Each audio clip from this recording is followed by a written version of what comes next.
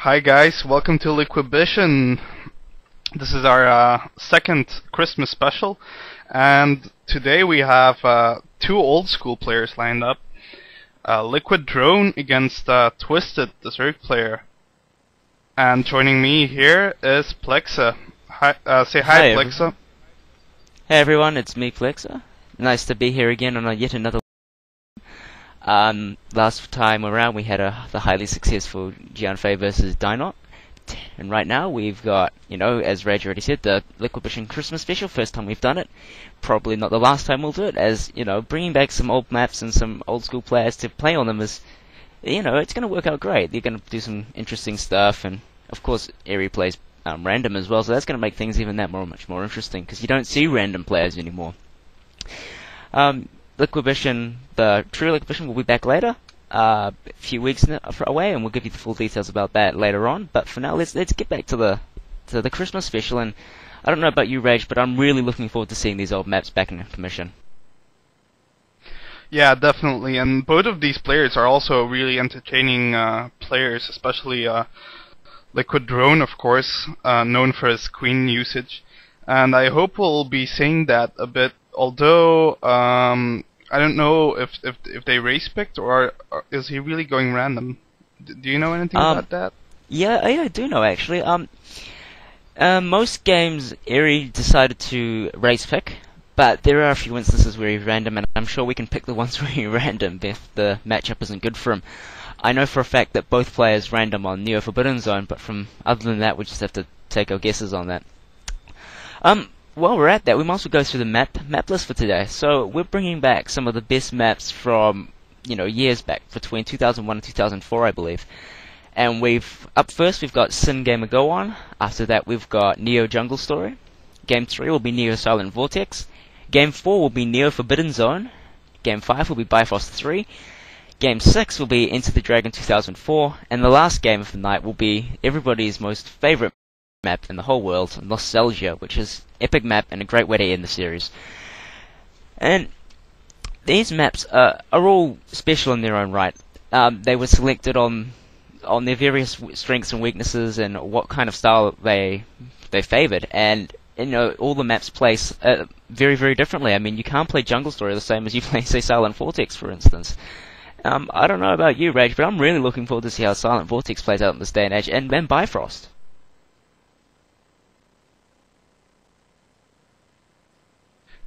Yeah, indeed. I don't remember a lot of VODs from back in the day. I think I've only seen like 2 pro games on Silent Vortex, and of course some WCG games on Jungle Story. So I'm not really familiar with the gameplay on that. But surely these players who were pretty old school and played competitively back in the day will know how to play it, and I guess we'll see some modern style mixed with some of the old style that was used on that map too. For example, modern day Mutamic is the way those maps are played a lot. Oh, definitely. And let's go over the players, in fact, because some of the players, some of the newer guys around the site probably aren't as familiar with them. Both Irador, or we're using Liquid Drone in this game, both Drone and Twisted, they're both moderators at Team Liquid, and you've probably seen them round. Eri's got his old Viking horn icon, and Twisted's got the traditional Dutch clog. And they've got quite a reputation around the site. I mean, Drone apparently went out with Zia for a while, the infamous he-she, and Twisted's probably one of the most ruthless moderators that's ever existed aside from Recral. So, they both got a bit of site rep around the place, but on top of that, they've also got quite a deep deep experience in the competitive scene. Back when Twisted was playing competitively in 2004, he, along with the likes of Nazgul and Ret and Straff, formed a really, really strong Dutch team that took on other nations in nation wars and won a lot of them because they're a really strong team.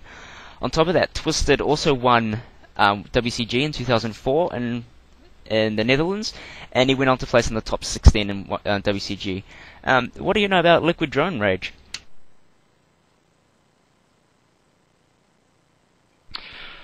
Well, he started out as a combined Team Liquid and PG player, much like Nazgul was back in the day.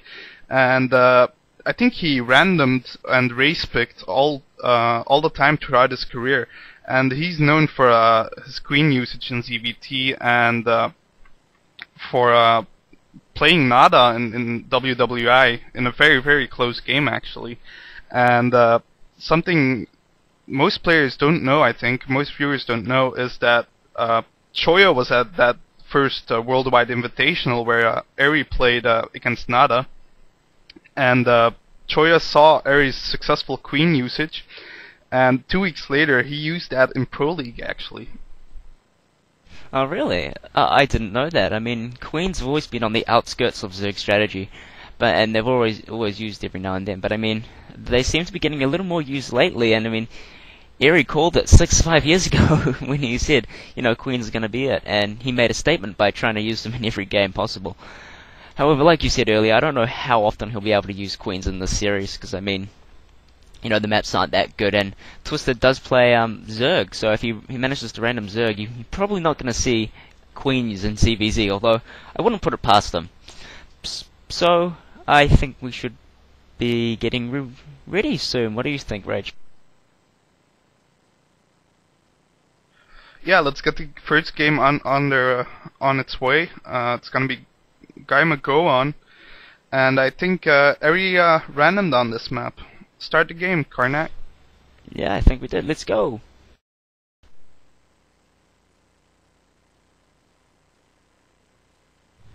And here we go. We've got Eriador spawning in the bottom right position in a lovely state of Peach Toss. We must have randomed this game.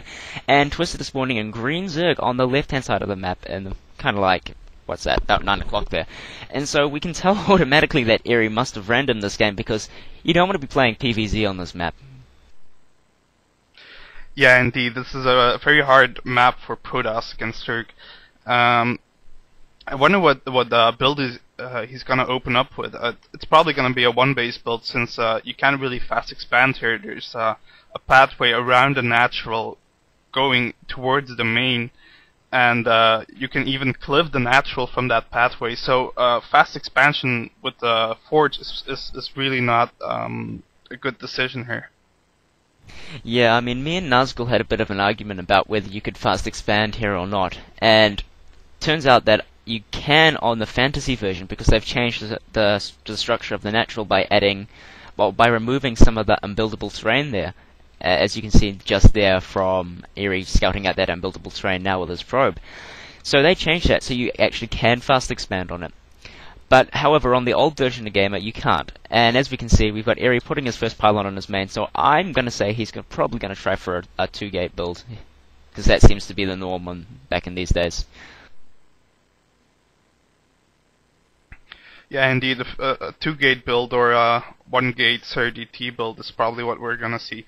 And we can see Twisted's first Overlord scouting towards Eriador's position, and Eri's first probe is probably going to scout Twisted Blaster.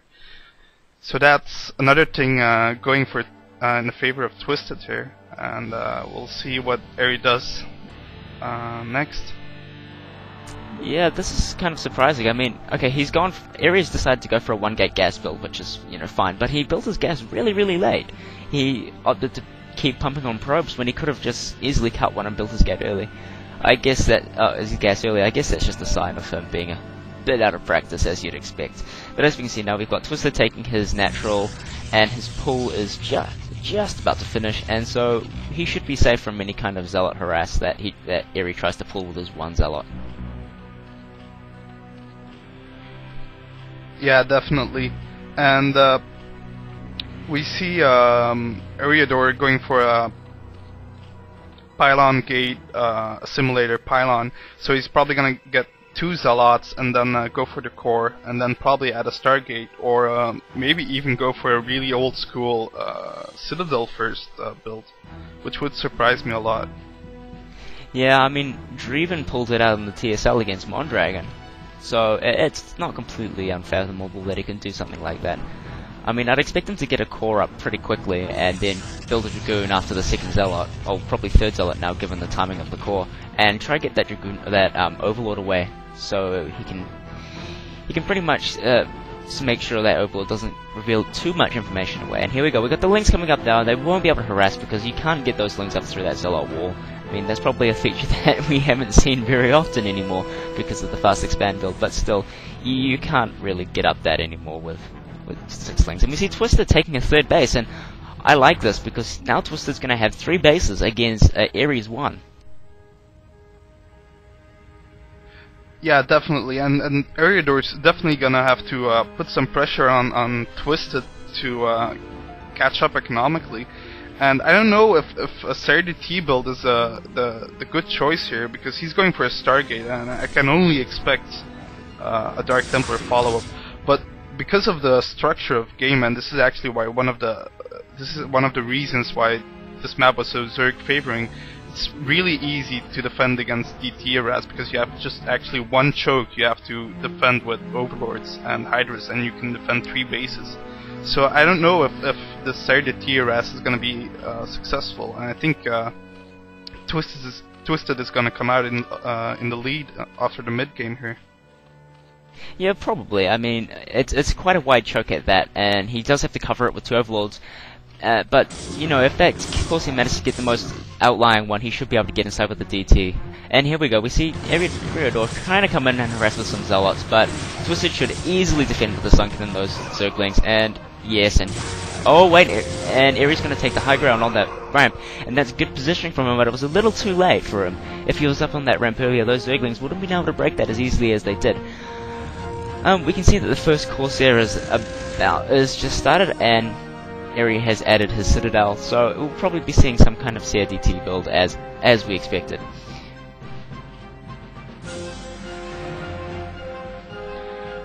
Yeah, indeed, and we can see Twisted is kind of prepared for this. He is going for a 3-hatch Hydralisk with a kind of a late lair.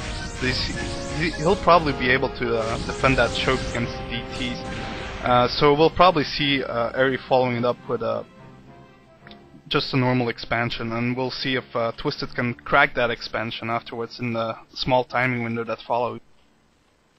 Yeah, that's very true. I mean, Twisted is playing a very modern style of Zerg, going for the 3 base and then adding the Hydrogen and then going there. And I expect him to add a 4th hatchery very, very soon as well. I mean, that's pretty much standard play on Andromeda these days for Zergs against Protoss. And we can see now that Corsair is trying to harass, but 1 Hydralisk should be enough to scare it away. Oh, wait! Missed micro there from Twisted, pulling it away, and Eri manages to pick off an Overlord. Now that ramp is wide open, so if he's got a Dark Templar coming up, he could get in there, but it doesn't look like he does at the moment, so all this Corsair harass will be in vain for some Dark Templar trying to get in.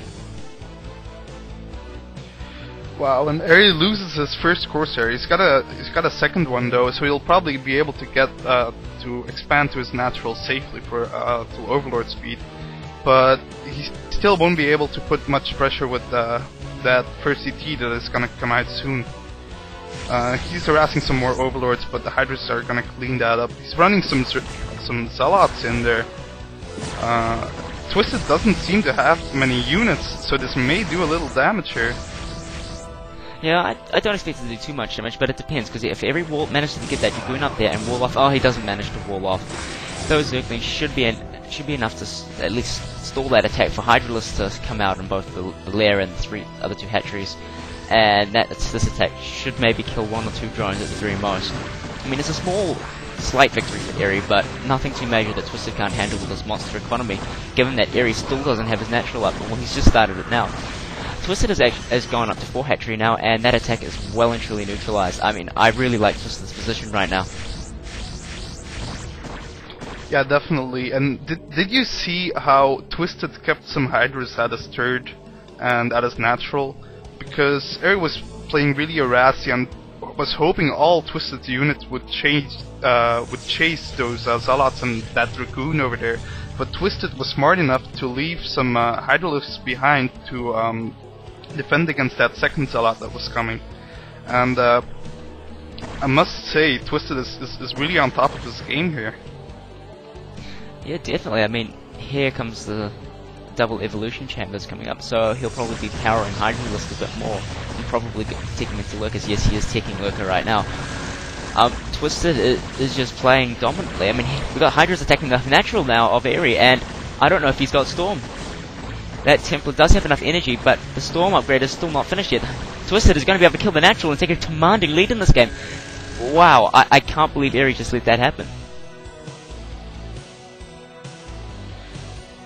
Yeah, like I said, this is the timing window attack that Twisted was supposed to exploit right before Storm kicks in, and right before his Overlord speed finishes, so he can get the Overlords in when the DTs come to harass his Hydras. I haven't seen a DT yet though, which is kind of weird in my opinion. No, the first deck Templars just came out now, so it's very, very, very late. And that Dark Templar's going to go up on the ramp and going to be able to scout the Lurker Egg, and it actually kills off the Lurker Egg! Good move by Airy. That's going to grab him some more time, and that's going to be able to hopefully allow him to defend from this, because those Lurkers, once they set up the contain, is going to be really, really hard to break, given the size of that natural. I mean, here comes the Dark Templar trying to kill this second egg, and it probably will. Oh no, Overlord speed is just kicked in, so it'll only be able to stop one of the Lurkers, and oh, Monster Storm! Epic storm there from Airy. He may just be able to defend this off with some brilliant storming. Yeah, that was a really nice storm. The question is he gonna be able to defend all the places he needs to defend? He needs to defend his natural as well as the cliff above his natural, because he certainly can't allow Twisted to get Lurkers up there, because he won't be able to mine from his natural. He needs to spend gas on so much things, and he only has one gas, and this is really hard for Ariador. This is a really bad position for him. I don't know if he'll be able to handle the Lurkers on the cliff there. Yeah, I know. Well, he looks like he'll be able to defend off that first Lurker, but the second and probably third, fourth Lurkers will be able to come across here, and they will be very, very difficult to stop. I mean, this is one reason why Zerg is so strong on this map, is because there's so many options they can take, and there's so little the Protoss can do about it with so little gas. I mean, this is one of the reasons that Zerg were traditionally favored over Protoss, but, you know, newer maps have somewhat nullified this. Nevertheless, Twisted is taking his fourth base, and he's playing a really, really heavy macro Zerg, and I really like this player. I mean, it looks like a modern Zerg player, but it's doing a really, really great job on Gaema, which really doesn't really come that much as a surprise given the construction of the naturals, but it's still very interesting to see. Yeah, and we see the observatory is underway for Area now. It's gonna come in a bit late. It's probably gonna come too late to save that assimilator that Area really needs here, and it's gonna come too late to let Eri come back economically. Eri is still on one base, and Twisted is almost on 4 bases here. He has a lot of drones at every expansion, and just looks in a really, really good position here. Yeah, well, Eri's scouting around now to see the damage with his Corsair, and once he sees that 4th base, and he'll see Twisted taking his 5th base as well, he'll know that this game is really, really slipping out of hand. Really, the only chance he's got left, the only real good chance he's got left, is to do some kind of timing rush to come back and take out 2-3 of those expansions.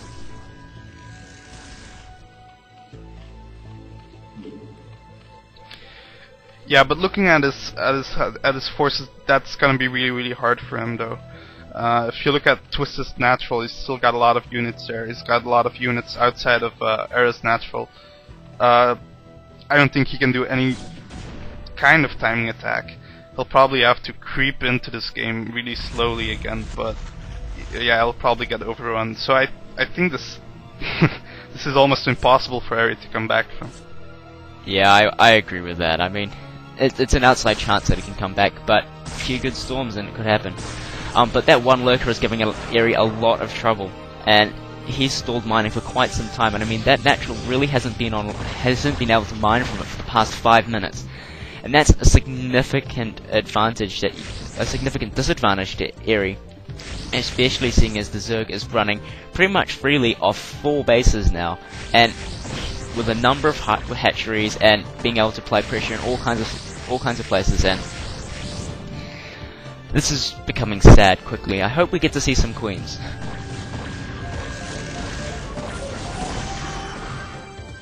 Yeah, it would be nice if Oh, there are queens actually at the natural of Twisted. There are some queens. Twisted decided to end this in style. Aries looking to retake the high ground here over on top of his natural, moving in with a lot of Zealots, some Dragoons, an Observer, and a couple of High Templar. And Twisted is just running away, trying to pick off a High Templar here. At which he and there comes the counter from Twisted. Twisted manages to counter the natural while Airy is off trying to defend that, and he walls off with Lurkers! Brilliant play! Brilliant play by Twisted! Twisted's going to be able to destroy this natural with a massive unit, although it looks like he may just be able to defend. Oh, that's brilliant play. He's managed to wall off both ramps with Lurkers, and he's going to be able to do quite a bit of damage here. Great play. Yeah, wow, that was really nice. Walling off with the Lurker Eggs, stalling the army from coming to help, and all the cannons that Airy had up are now down, and look, looks like Airy will have. Twisted's going to be able to come back with the second with the forces. Twisted's going to be able to come back with a number of forces and be able to take that natural with ease because there are no more cannons there to do anything. I mean, Twisted's just building up a number of cracklings, and with a significant upgrade advantage at this point. I mean, he's looking in very good position to take this. Well, he has been for quite some time, but he's taking this in style.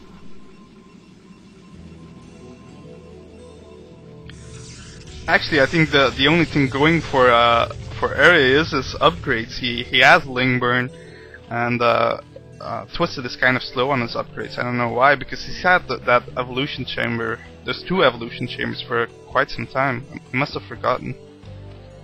Yeah, that is surprising. I expected him to have higher upgrades, but after I said it, I checked it, and no, he's only on 101 at the moment. And here we come, we've got Airy coming out, and he's going to be able to take out a good number of those Zerglings because the Zealots do have the +2 advantage. And the Queen gets off a nice end-snare on those goons, and that may be able to prevent Airy from being able to break out effectively because those units are too slow to move out.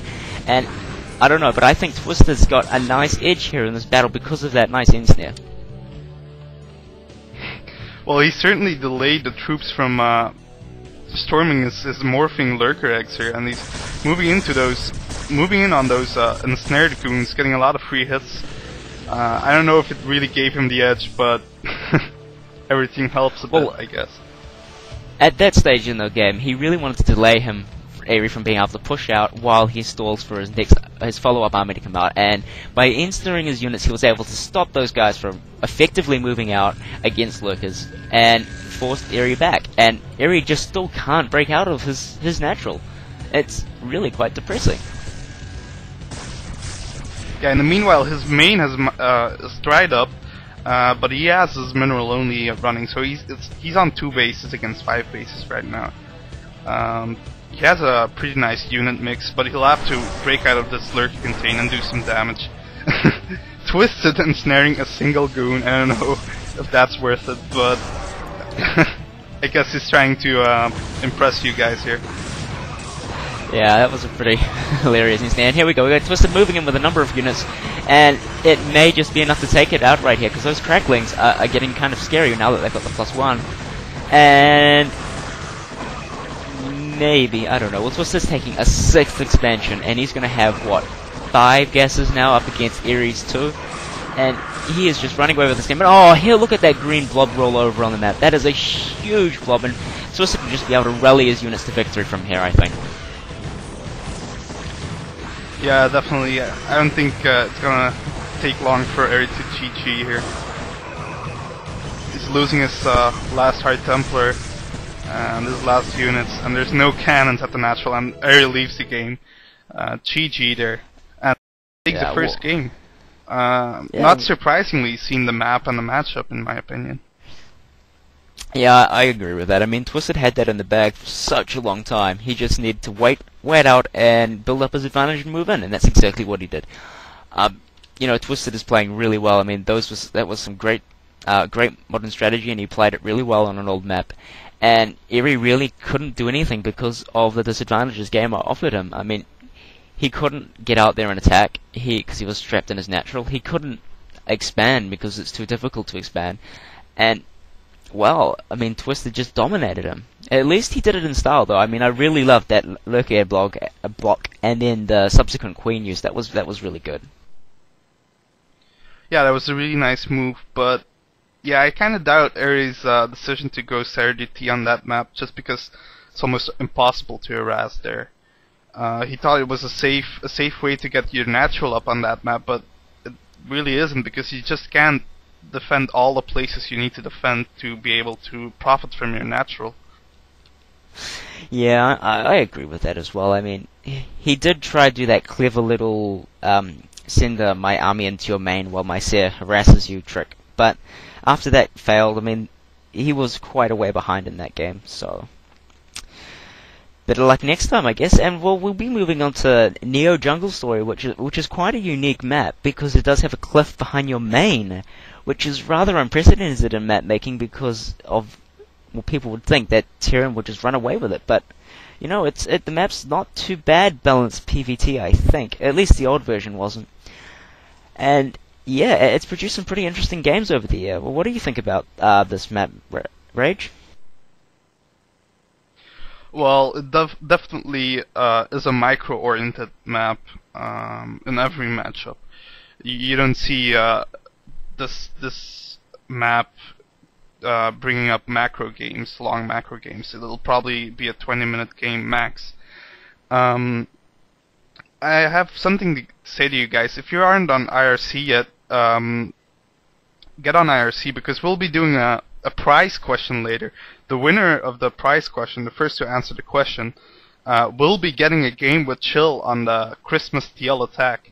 So we'll be doing that before the next game. So make sure you're on IRC before that. It'll be a pro gaming related question. So have TLPD ready to answer all your questions there. Yeah, you know, we may just do 2 spots on TL attack actually. I mean, we could throw in another one about some old VOD trivia that might be interesting. Got a few interesting things from there. So you'd get on IRC, yell and scream and go, "Oh my god, that was such an awesome move," and the like. Because I mean, you know, getting on IRC and sharing the experience with others is fun, and I'm sure a lot of you there are already. Yeah, I mean, what do you think Ares going to do on this map? Do you expect him to race pick, or do you think he's going to go random?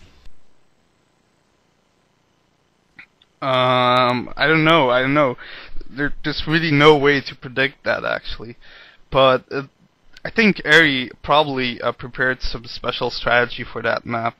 I mean, there's a lot of innovative things you can do. You can even, like, I don't know, make a factory near the cliff and float it over there onto your opponent's main cliff, and research tank siege and make a tank on there, and you have the fastest possible cliff ever. Yeah, I expect him to race pick actually. I expect him to pick Terran and play TVZ against him, because Terran generally come off better on this map, because they do get the most benefit from having that cliff behind the main, with barracks floats, with factory floats, and even just standard dropship play. I mean, it's more difficult for the Zerg to be able to defend that cliff, because they've got to get up to lair tech and get up and research drop, which does take quite a while. And then they need to get speed as well to be really effective at being able to stop these things. So I mean, I'm expecting to see a TVZ, although I don't know, he may have randomed. Yeah, you may be right. Definitely in the old days I would say he'd pick Terran, but the builds you noted was what what they used back in the day against a cliff dropping Terran. But modern day Muta Micro allows you to fight Marine Medic armies with just Mutas, and I think just the fact that you can stack Mutas with an Overlord is gonna change gameplay on this map and TVZ matchup a lot. So I really hope it's a TVZ, because it would be really interesting to see how the gameplay is changed over the years there. Yeah, actually, that's a good point. I hadn't thought of that. I mean, you know, Mutalisk Harassment may just be the better option. With that said, the timing on the Mutalisks may be a little off to be able to defend a tank, a factory float tank drop or something like that. Or maybe, instead of going for a drop, Area will try for maybe whatchamacallit, a Sparkstarian rush or some kind of sunken break. So I mean, there's a lot of questions left to be answered in this game, and I mean, it's definitely one of the highlights for me. I mean, this map is rather infamous. I mean, it was used in the super fight against between Boxer and Yellow, and Boxer decided to go mech on it. So I don't know, it's all up in the air, really.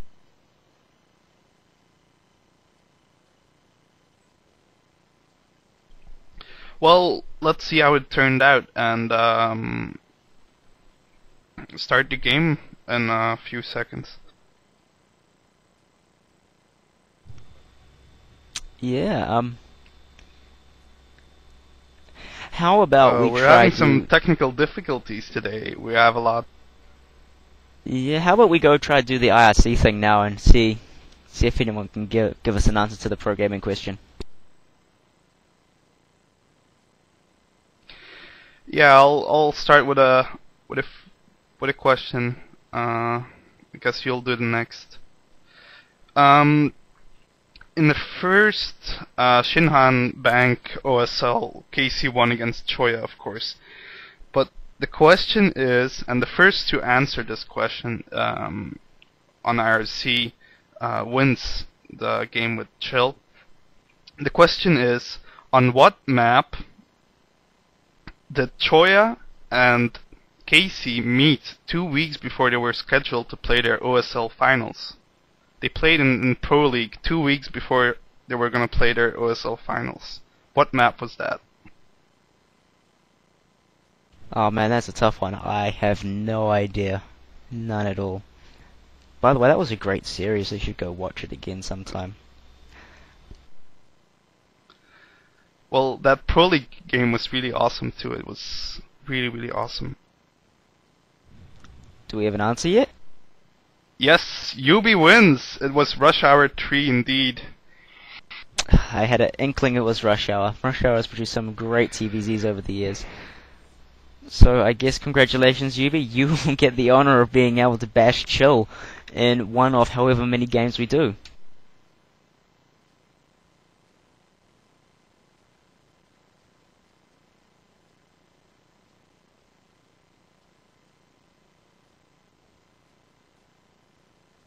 And I believe an IC Cup still giving us a bit of technical difficulties, as it was doing this morning, if you were wondering why there was such a long delay. The server's been quite flaky this morning, and we've been kicked off a couple times, so we have to try to make sure everything was as stable as possible before we started going on. So we'll try again.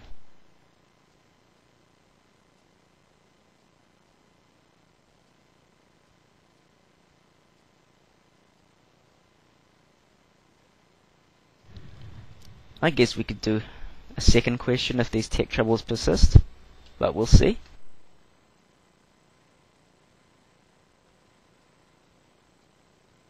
And they've gone away. I still can't join. Excellent.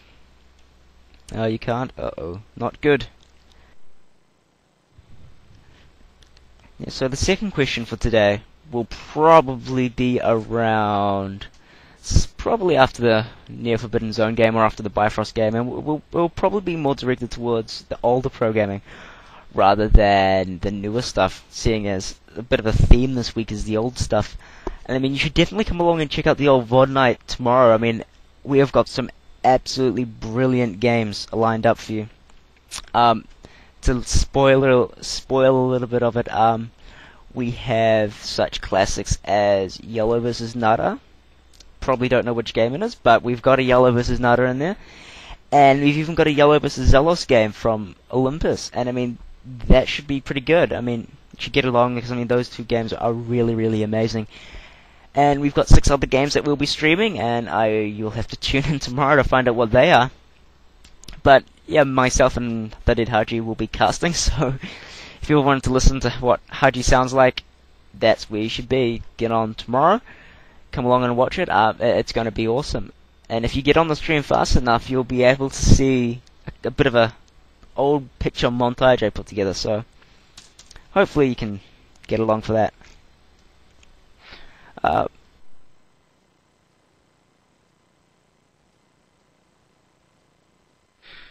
Yeah, and sorry for the technical difficulties today. The IC Cup server is really acting out. Yeah, unfortunately, I mean, they're generally pretty good. I just suppose it's something in Russia. You go on ahead and get in the game, Rage. I can't yeah, join. Can't join at all. Crap. What can we do to kill time? We can probably do another IRC question now, I suppose, if we get the green light for that. You want to go for that, Rage? Yeah, sure. Alright. Easy or hard game?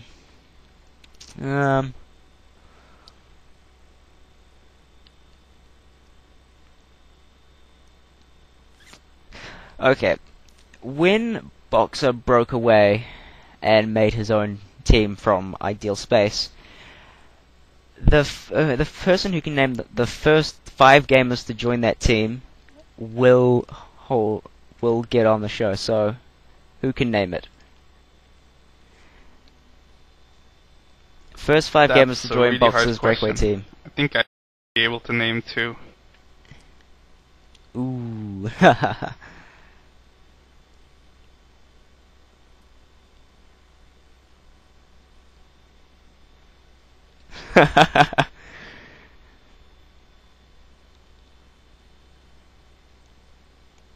Maybe this was a little too hard. Wow. No one's gonna get the one player that I know. I think there's a Team Liquid topic about it though. Okay, we'll change the question. Okay, make it much easier. Who did Boxer beat in his OSL final? The first OSL final he played in. Who did he beat?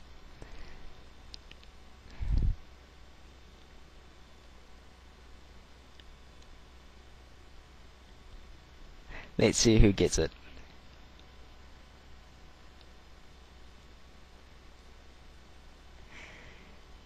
And I think we've got an answer. Let me just make sure.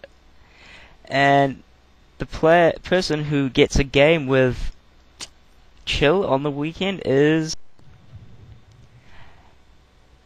Zazer1, whoever that is. So XASE, like Laser 1. You will get to play against Chill on the weekend. So shoot me a PM and we'll sort everything out and join up and play. Good shit. Now, have we sorted out our technical problems yet? Oh, Stan. Congratulations, Stan. You'll get to play Chill.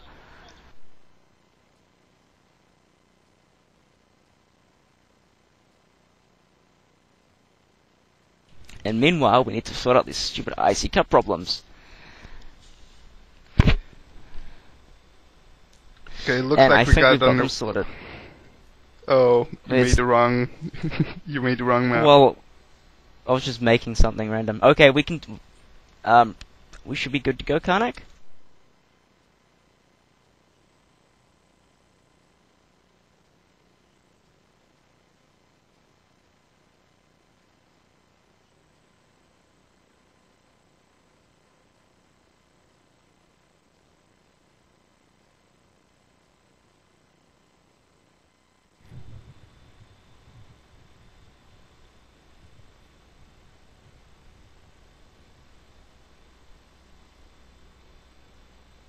And yes, here we go. Technical difficulties are behind us, and it's time to move forward and go on to this next game. And just as a reminder, Twisted versus Eridor, Neo Jungle Story, the second rendition of this map, was used in WCG, and we should be underway any second now, as soon as Rage gets the game off us. And we'll see very shortly if he randomed or race picked. Go! So your theory is he'll be Terran if you race picked, and any other race will be random. Yeah. Yeah. And let's see. Let's go.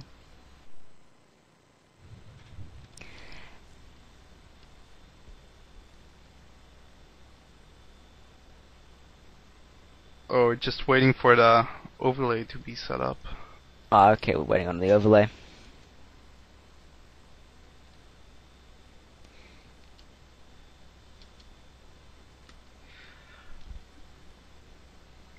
I think you can say the answer to your first question now. I think a lot of people will be curious. Now let me see if I can remember them right. There was Isle of Ove, there was Rainbow, which caused a lot of controversy, there was Kingdom, there was Nizzy Shaky, and oh crap, I've forgotten the last one. Last one was a 2000 rated gamey player by the name of like Fire something or rather, and he dropped out pretty quickly. And so, yeah, he left.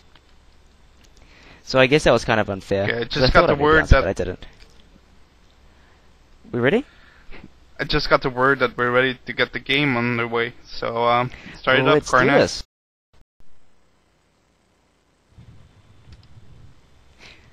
And, indeed, Eriador has spawned as Terran at the 2 o'clock position, and Twisted has spawned as Zerg in the bottom right. So, I'm gonna come out and say it. I bet you he race picked this map, because after getting the random on the other one, he's gonna want to get the best matchup.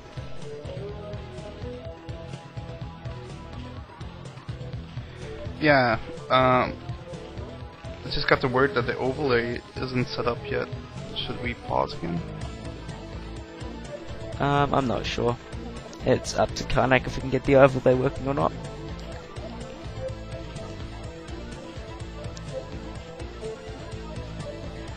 Anyway, we'll continue on with the game until we get paused, I suppose. Twisted is scouting towards the bottom right, so he's not going to be able to see Airy for a while. Well, he couldn't anyway unless he scouted cross positions.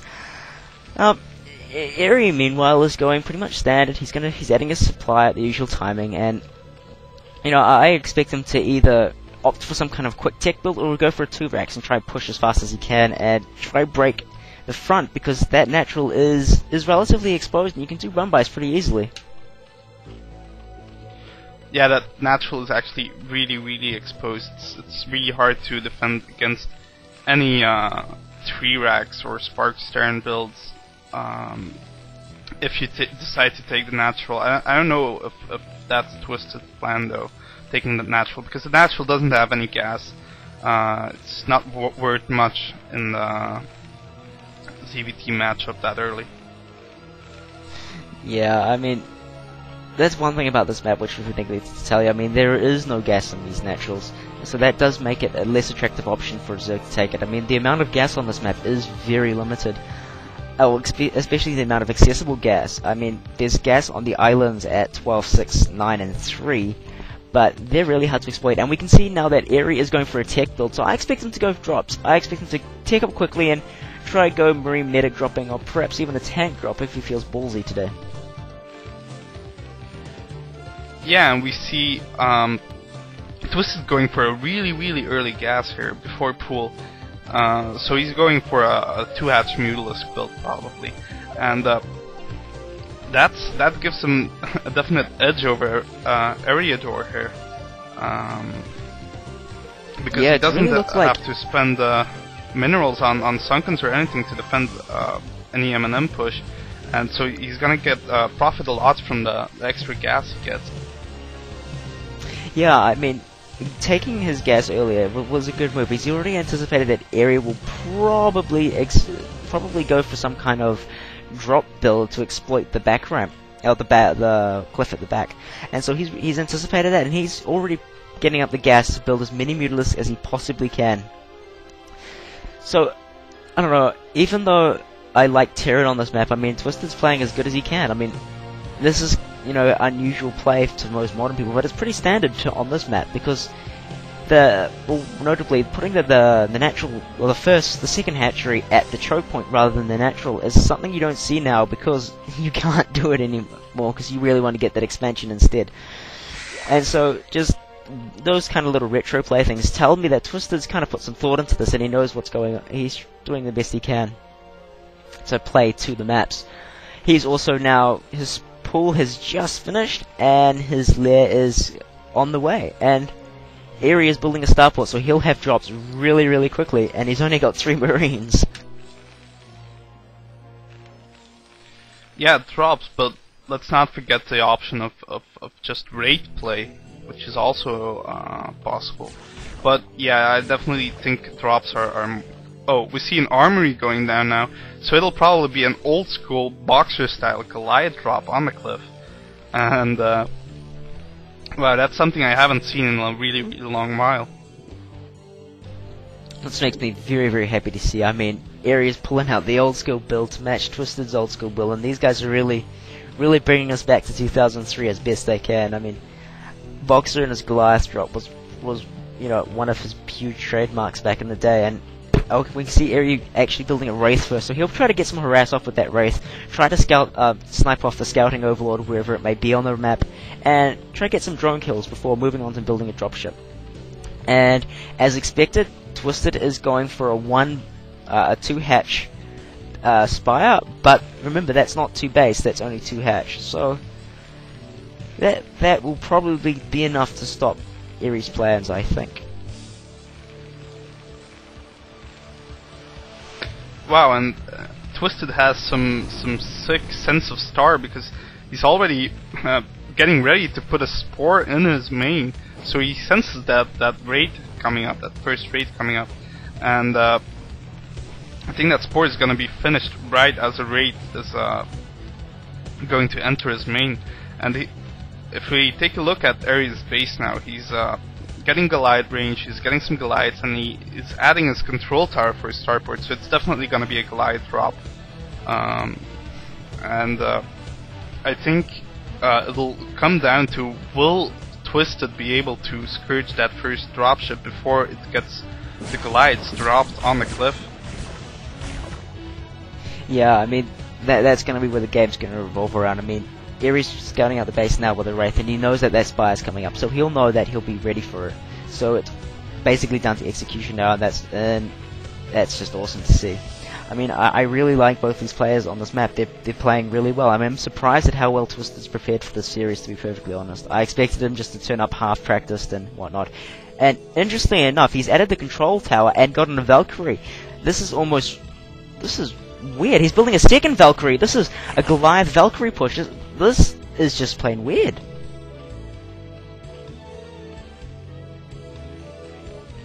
Yeah, wow. This is like going back to back.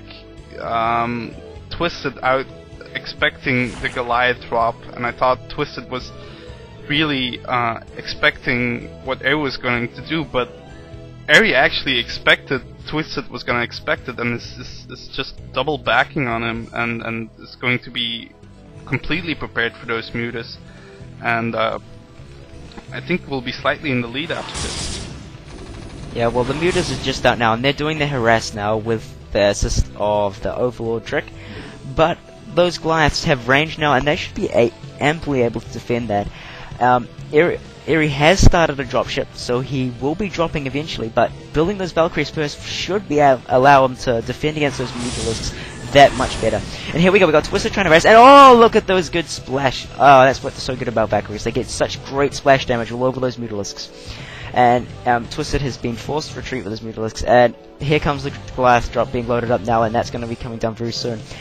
And as we can see, we've got Twisted actually expanding to his island, and this may just be too hard to defend against some kind of Goliath drop with Valkyrie support.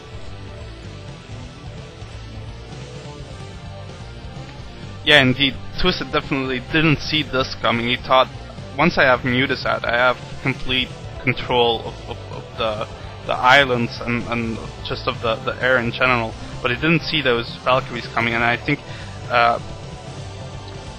that Eri is just gonna shuttle those Goliaths over, and Goliaths along with the Valkyries are just gonna completely destroy that island expansion without the Mutas being able to do anything about it.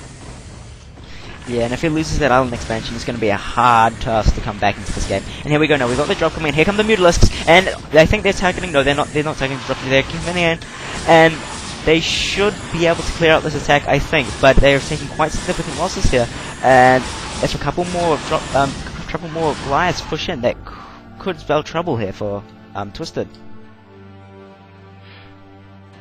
But Twisted sniped that Valkyrie perfectly, and Eriador mismicroed a bit, so Twisted regained control of that island, but Eriador redrops that island with 4 Goliaths and is harassing it again. I think Twisted should be able to clean this up after he gets a couple more mutas though. Yeah, that's true, but here comes the second Valkyrie, and the Valkyrie's getting good splash. Oh, much better for Area this time. And that should be enough for him to be able to take out this island. Oh, but Twister's losing a number of overlords carelessly. He's now in the red by about 3. Now he's in the red by 11. He's going to need to waste a lot of time rebuilding those overlords before he can actually build any more Mutalisks to be able to defend. And I think that expansion's going down. Yeah, and that's not looking good for Twisted at all. If Eriador can keep Twisted on 1 gas, it's going to be really hard for Twisted to deal with the big Goliath numbers. Yeah, and we can see now Eri coming in to drop behind the mineral line with Goliaths, and due to bad positioning, they should be able to snipe that one off. But Twisted's position is deteriorating by the second. I mean, he's just lost his hatchery now, and I don't know if he'll be able to last in this game much longer.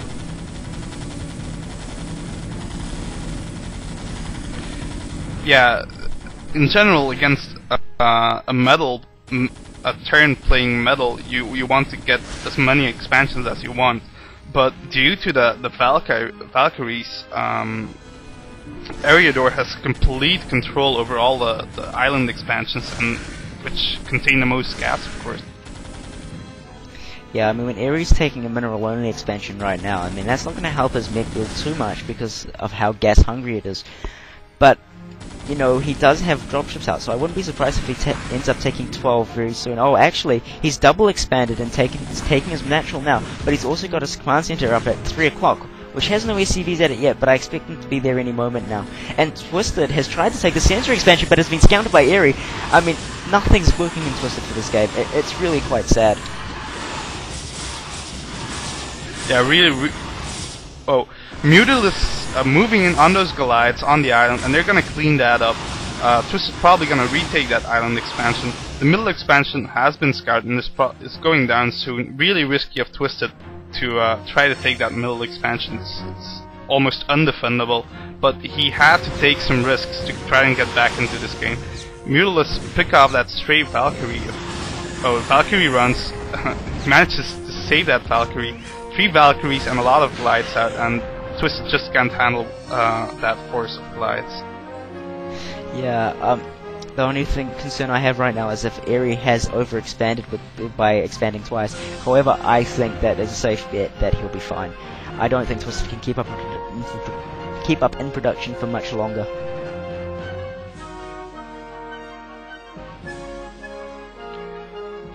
Yeah, definitely. He has 3 Sunkens at his choke though, so he'll be able to defend for a while. But will he be able to get back into this game? I doubt it. Yeah, I agree with that. I mean, this push could be it. I mean, there's a lot of Goliaths, and I don't think that those Mutalisks are going to be big enough force to stop this attack with that Valkyrie support.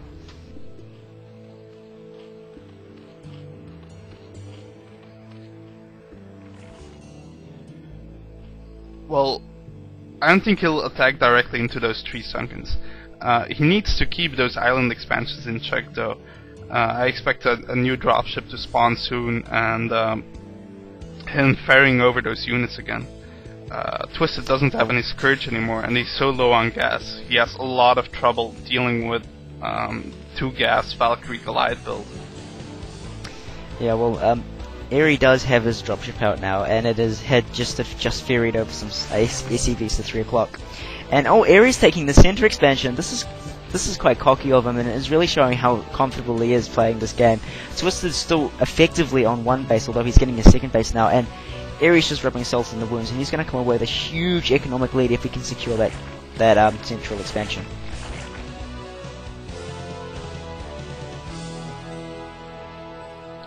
Yeah, well, he probably won't even need it, because we can see him scouting a lot around for expansions a lot, and he doesn't see anything. He knows he has a big gas lead, and turn against Zerg. That's a really nice thing to know, of course. I think he's just gonna attack now and finish the game. I hope so. I mean, if this game goes much longer, I mean, this is going to get ugly really fast. I mean, Twisted's coming out now, and he's going to try counter at the natural, but with Eri moving his forces down to attack the main, I think Eri's just going to be content to sacrifice his expansion and just push and roll all the forces away. I mean, Twisted's produced a number of Scourge, so he won't be able to defend. And here come the Mutalisks, and they are destroying the natural quite easily with no real armies to support. And here comes Erador, as expected, rolling straight into the main, just plowing through those 3 Sunkens, and really, there's not much Twisted can do now except come back with those Mutalisks and try desperately to defend. I mean, he's going to lose another hatchery, and if he's on down to 1 hatch against 4 base Terran, that's just not going to happen. Yeah, definitely. He almost doesn't have any drones left. He has some at his island expansion, and he has some mutas. He might be able to clean up those Goliaths, even though I doubt that. But even then, he won't be able to do anything for the rest of the game. I think this is over, and I expect Twisted to GG pretty soon here. Yeah, I mean, he's trying desperately to hang on to that island expansion, and he's re-adding a Spire before the layer goes down. But with that said, the Brutalists may be able to clean out that central expansion, but really, too little too late. Ares got such a commanding lead, and yeah, I'm surprised Twisted is still in this, to be honest. Well, I think Twisted hasn't scouted the island expansion of area and thinks it's 1 gas against 1 gas, when it's actually 1 gas against 2 gas. That's probably it. I mean, he must realize that he's going to get out macroed very shortly with being able to produce 3 factory Goliaths with Valkyrie support. I mean, that just eats away at your gas. I mean, he's got a 4th factory up now, and Twisted is trying to take 12 o'clock, which may be enough for him to last a couple more minutes, but it's not going to be enough for him to take the game away from Eri at this stage. Yeah, that 12 o'clock island expansion is really close to Eriador's main, so it's really easy for Eriador to shuttle over Goliaths to there. So I think that's not really a good choice. But yeah, what can Twisted do? He has to take some risks if he wants to get back into this game. Yeah, all we can really do now is sit back and let his Mutalisks get raped by a bunch of Goliaths like he did just then. Eri has ferried in about 8 Goliaths into the island expansion there, and that should be enough to take out the 2 Sunkens and the defending drones. I mean, Twisted's down to 3 or 4 Mutalisks, and there we go, GG. It's all over. Twisted loses the 2nd game, and Eri squares things up 1-1.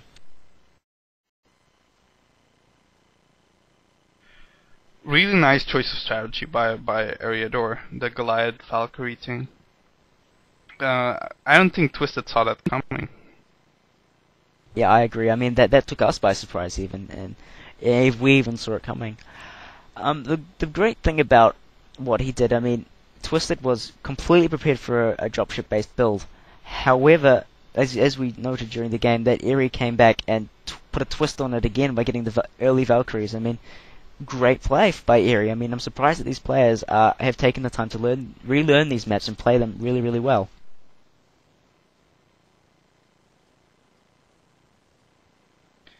Yeah, I'm pretty sure Eriador didn't come up with that build just right on the spot. I'm pretty sure he prepared that. And I'm pretty sure Twisted prepared his build too. So yeah, I'm equally surprised that they spent so much time practicing for these matches. But it's proven to be worth it. I think that was a really nice match to see. Yeah, well, that was up until Twisted tried to hang on for dear life up against two gas Terran. I mean, then it started to get a little silly. I mean, one base versus three, you're not going to be able to take that away. But anyway, moving on to the third set now, we come to Silent Vortex, and I am really excited about seeing this map in play once again. I mean, it is very reminiscent of modern maps, really. Yeah, it's got the pretty safe natural. Well, it's not safe. You can't really like forge expand on there, but it has a typical big open center layout and expansions at the sides, with the exception of two expansions in the middle on the high ground. There. Um, this map actually, if I remember, there was a fun fact about this map that it got removed from the leagues after their first 3 leagues or something, because the pro gamers complained that their eyes hurt if they played the map too much, because back then it was on CRT monitors and the ice kind of hurts your eyes. Well, they still use CRT monitors in Korea because the LCD's got a little bit of lag in it. And so, wow, yeah, I'd heard about it, but I didn't know it was this map that made it change. Wow, yeah, as you know, most ice maps these days have just the standard ground and grass rather than actually using the snow terrain. But this map uses a lot of ice and a lot of snow, so I guess that would hurt their eyes after hours and hours of practice. Yeah, Kespa listened to the pro gamers, and there wasn't any pro map after this that used a lot of ice and snow, except for Gorky Island, of course. But WCG is kind of retarded, so I don't think we can regard that. Don't get me started on Gorky. That's probably the worst island map of all time. I mean, how many players hated it? Terrible map. But that's WCG for you. I mean, Paranoid Android. Oh god. We're having a lot of Icica problems again. Yeah, our observer Karnak can't log in without having this weird error that he can't create any games. I don't know if a lot of you had the same thing. Yeah, if you're going to blame anyone for the technical troubles we're having, blame Russia, blame the internet, blame their server. But we should be able to get this rolling soon enough. I mean, what do you expect to see on this game? I mean, I'm not too sure of the balance on this map, but I would expect Protoss to be fairly good on this map because Terrans can't push to the center, and you do have a nice, relatively easy to take expansions, and a limited number at that. Well, yeah, I really think it's gonna be a bit Protoss favored. You can defend like the mineral only and your natural from that one choke. I think you can forge expand, but the cannons won't cover your natural from Mutas anyway. So I think it'll be Protoss favoring. Yeah, no, it's gonna be really hard for. It's gonna be really hard for Zerg to defend the third base against Protoss. Yeah, I expect Eri to race pick. I expect him to go Protoss in this game for that exact reason. I mean, Eri's Protoss isn't shabby. And the reason Game 1 was so bad was simply because of, the map and how difficult it is to do that. But this map's a lot more like modern maps, and we could see him even try to do the Bisu build on here.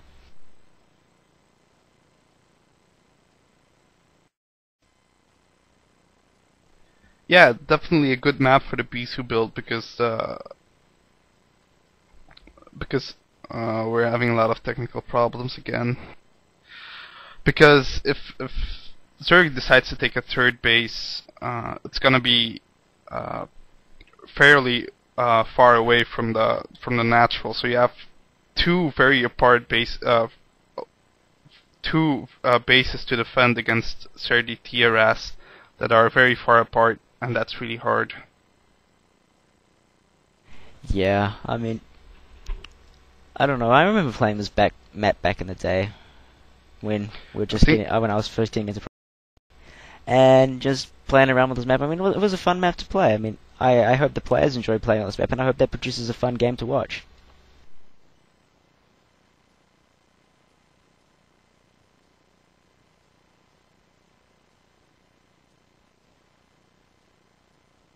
yeah, we have to do the latency trick for a second. I don't know what's up with Russia today. I mean, it's probably some conspiracy to take down Team Liquid and try to get some more hits on Reps RU or something like that.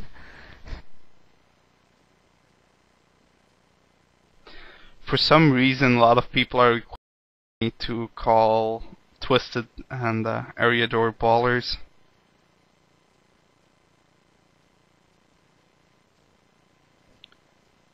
I mean, it's true that they are, but I don't like the word. It's overused. Yeah, it's overused by those poker junkies and whatnot. I mean, it's like 1A, 2A, 3A in StarCraft world is like baller. It's like, okay, that's nice. Why don't you make up a new word?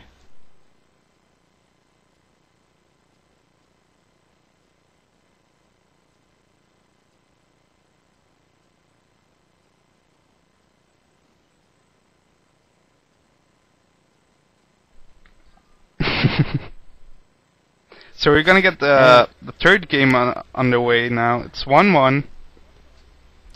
And What do you think? Kanak?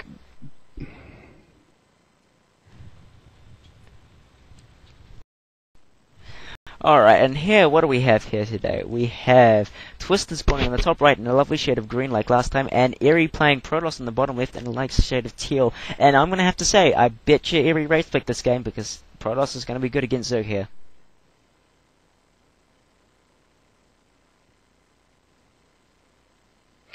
Yeah, he might have, but I thought his turn versus Zerg was better though. I mean, yeah, obviously, it's a better race on this map, but I don't think it makes up for difference in skill between his races. I don't know.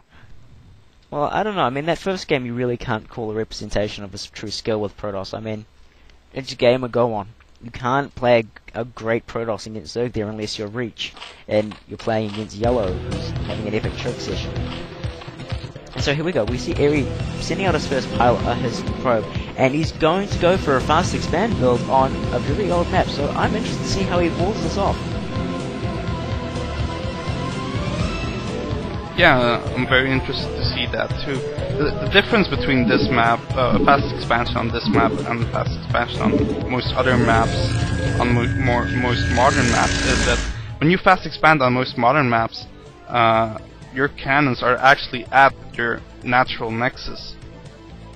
So when you're playing against Mutus, you only have to still cannon up your main. So, oh, we see a gateway going down now. That's really interesting.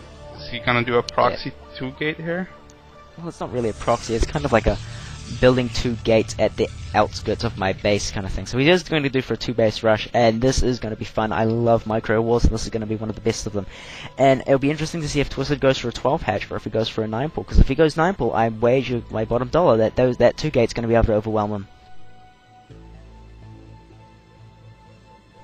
Well, he's going for a 12 hatch here, but it's cross positioned, so I don't know if this 2 gate is gonna do any damage. But because Eerie put his 2 gates right at that choke, he can just wall off that choke and go for a nexus at his natural expansion without having to put any cannons up. So this is definitely a good build. Yeah, I mean, like we said last game, these guys are really preparing well for the series, surprisingly. I mean, I guess they really want to get the bragging rights of the other player. We can see that, you know, the first outlet is just about ready, and it will be running across the map as fast as it can, try to get some harassment on those drones. I mean, the layout of this map is such that you can probably sneak a Zealot around there because that ramp is so large and hard to wall with units. And Twisted is going to go for his 3rd hatchery at his gas expansion, so pretty much what I expected from him. But Eerie, the 2 gate build, we'll see how effective this is going to be.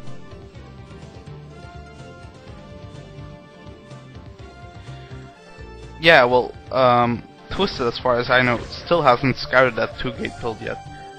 He saved Larva for Lynx though. I don't know what he expected. I don't know if he expected a fast expansion.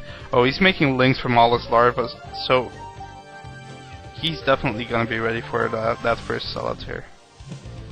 Yeah, and especially because this is cross positions, it's really going to make it hard for Eri to be able to do any kind of effective harass. We can see now that Twisted is trying to get that first creep colony down, but no, he can't before the Zealots are able to snipe off that drone. So this is going to be it. This is going to be a great micro fest right here.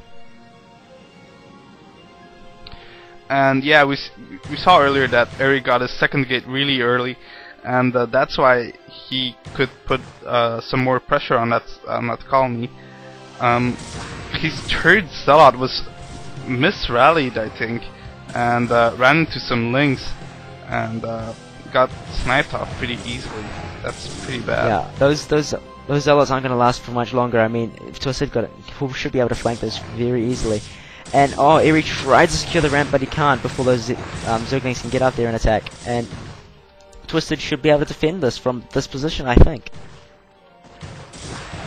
Yeah, I'm pretty sure he'll be able to defend this, and he'll probably just take his natural after his Zealot harass is nullified. Yeah, he's adding a fort right now. Yeah, well, he'll add some cannons and he'll probably expand himself, because Twisted's going to have a lot of Zerglings, and those things are going to be a big pain when you're trying to defend, trying to wall off with just 2 gateways and those Zealots.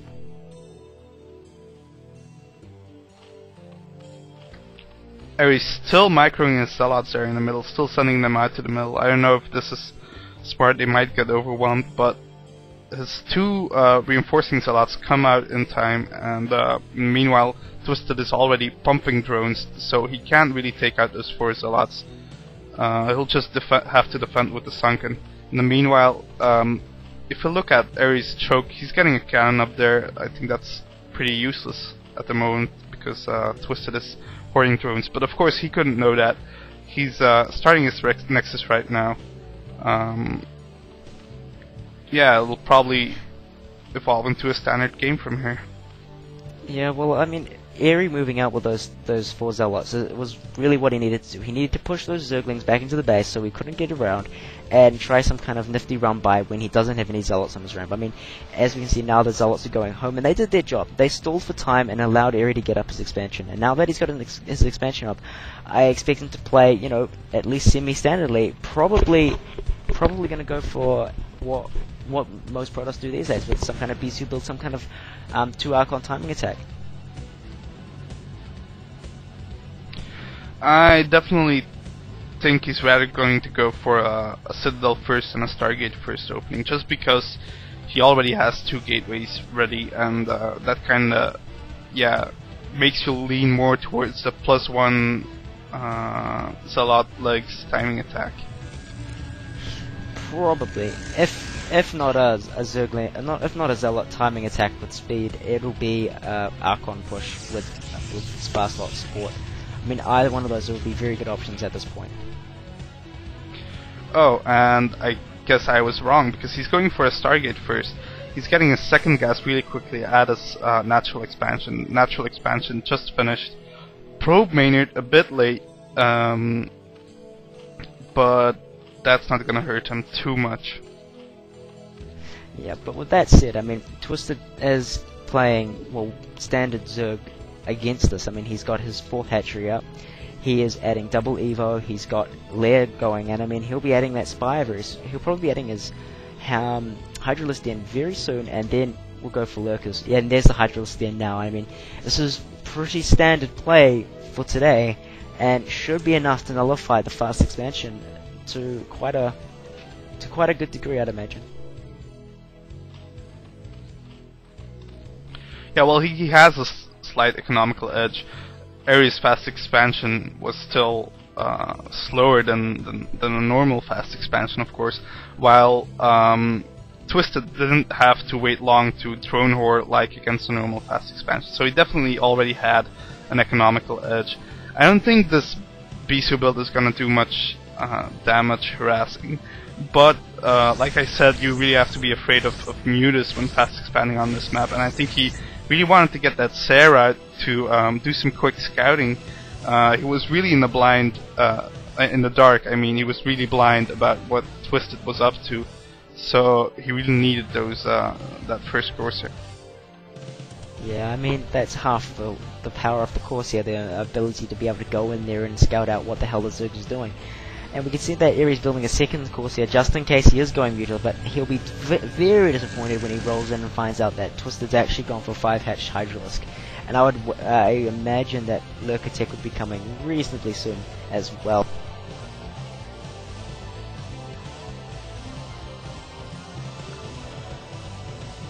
Yeah, and Eri can't let himself get contained over there. He has to be able to move out before Lurkers and Overlord Speed finish. Oh, but if we take a look at Twisted's lair, Overlord Speed isn't yet on its way, so that Dark Templar will give him map control for a little while. I don't know if Twisted will be able to defend that left expansion that he's taking without Overlord Speed. We'll be able to see if Dark Templar manages to get that. I would imagine that the Dark Templar will be used so that Eri can go around and possibly try take another main, possibly take the center. I don't see Eri taking the mineral only this early, unless that's a Nexus. Now, it is, so he's going to take the mineral only, which is kind of surprising because it only does have 4 mineral patches. So it's not as profitable as it is for Zerg than for a Protoss, because of the investment that it needs for Protoss. And we've got 2 Corsairs now harassing the Overlords in the main, and it's going to see the number of Lurkers there, and it should be able to get at least 1 or 2 Overlord kills from here. It's already got 1 kill, it's going to get a 2nd kill, and the Hydralisks aren't going to be able to push him away in time. And, I mean, Ares got to be happy with this. He know exactly what's going on, and those Lurkers have just popped. He should be able to defend this, should he play right.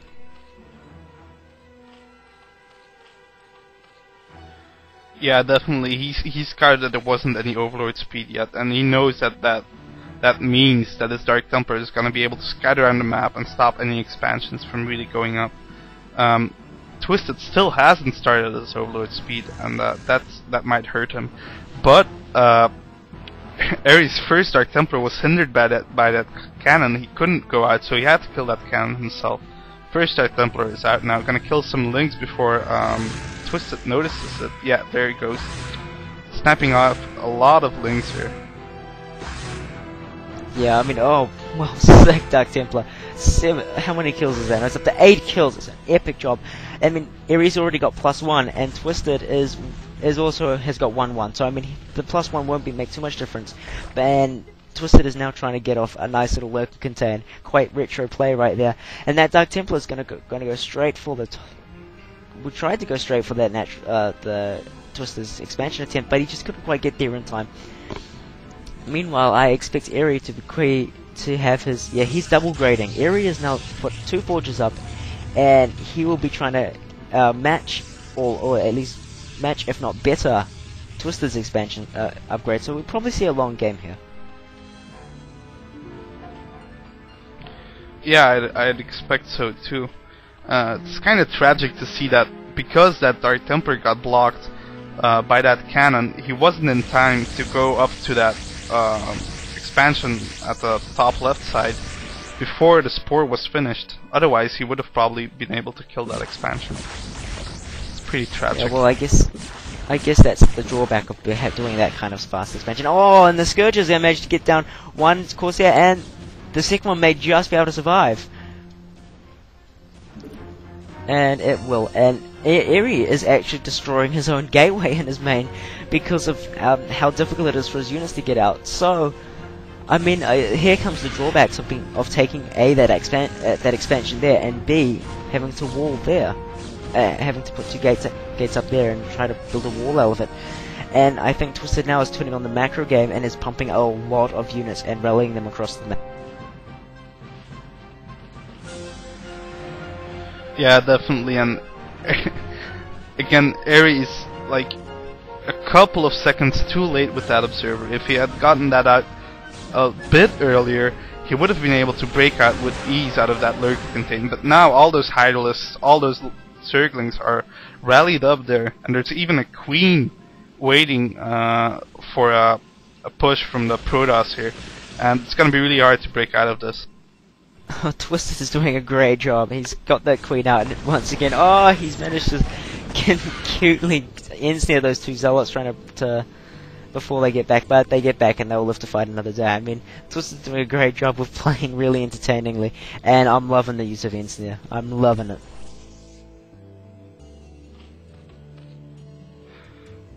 Eriador's gotta be really frustrated by having queens used against him.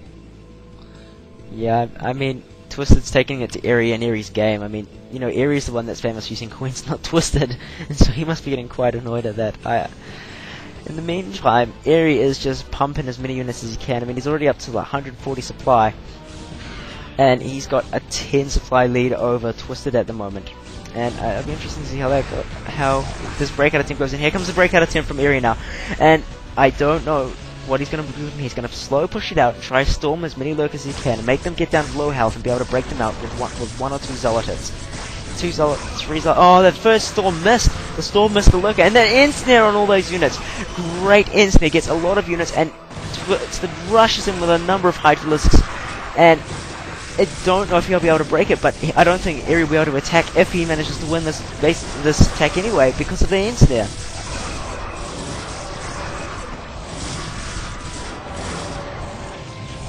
Wow, and Eriador breaks out. There's a lot of Zerglings coming back to help those lurkers out, but they're too late. Lurkers are already down, and the Zerglings are just dying really easily to the Zealots with superior upgrades. And looks like Eri will be able to freely pressure Twisted's expansions now with his main army moving into the middle. He'll probably be able to take another expansion too. Yeah, I mean, that's exactly what Eri wanted. I mean, now he's got quite a nice lead over here. But Twisted is 2-2 now, so the +2 on Eri Zealots won't be too effective, I'd imagine. But that queen is still being annoying and getting it as many ensnares off as it possibly can. I don't know if it's got a parasite off yet, but that would be kind of cute to see.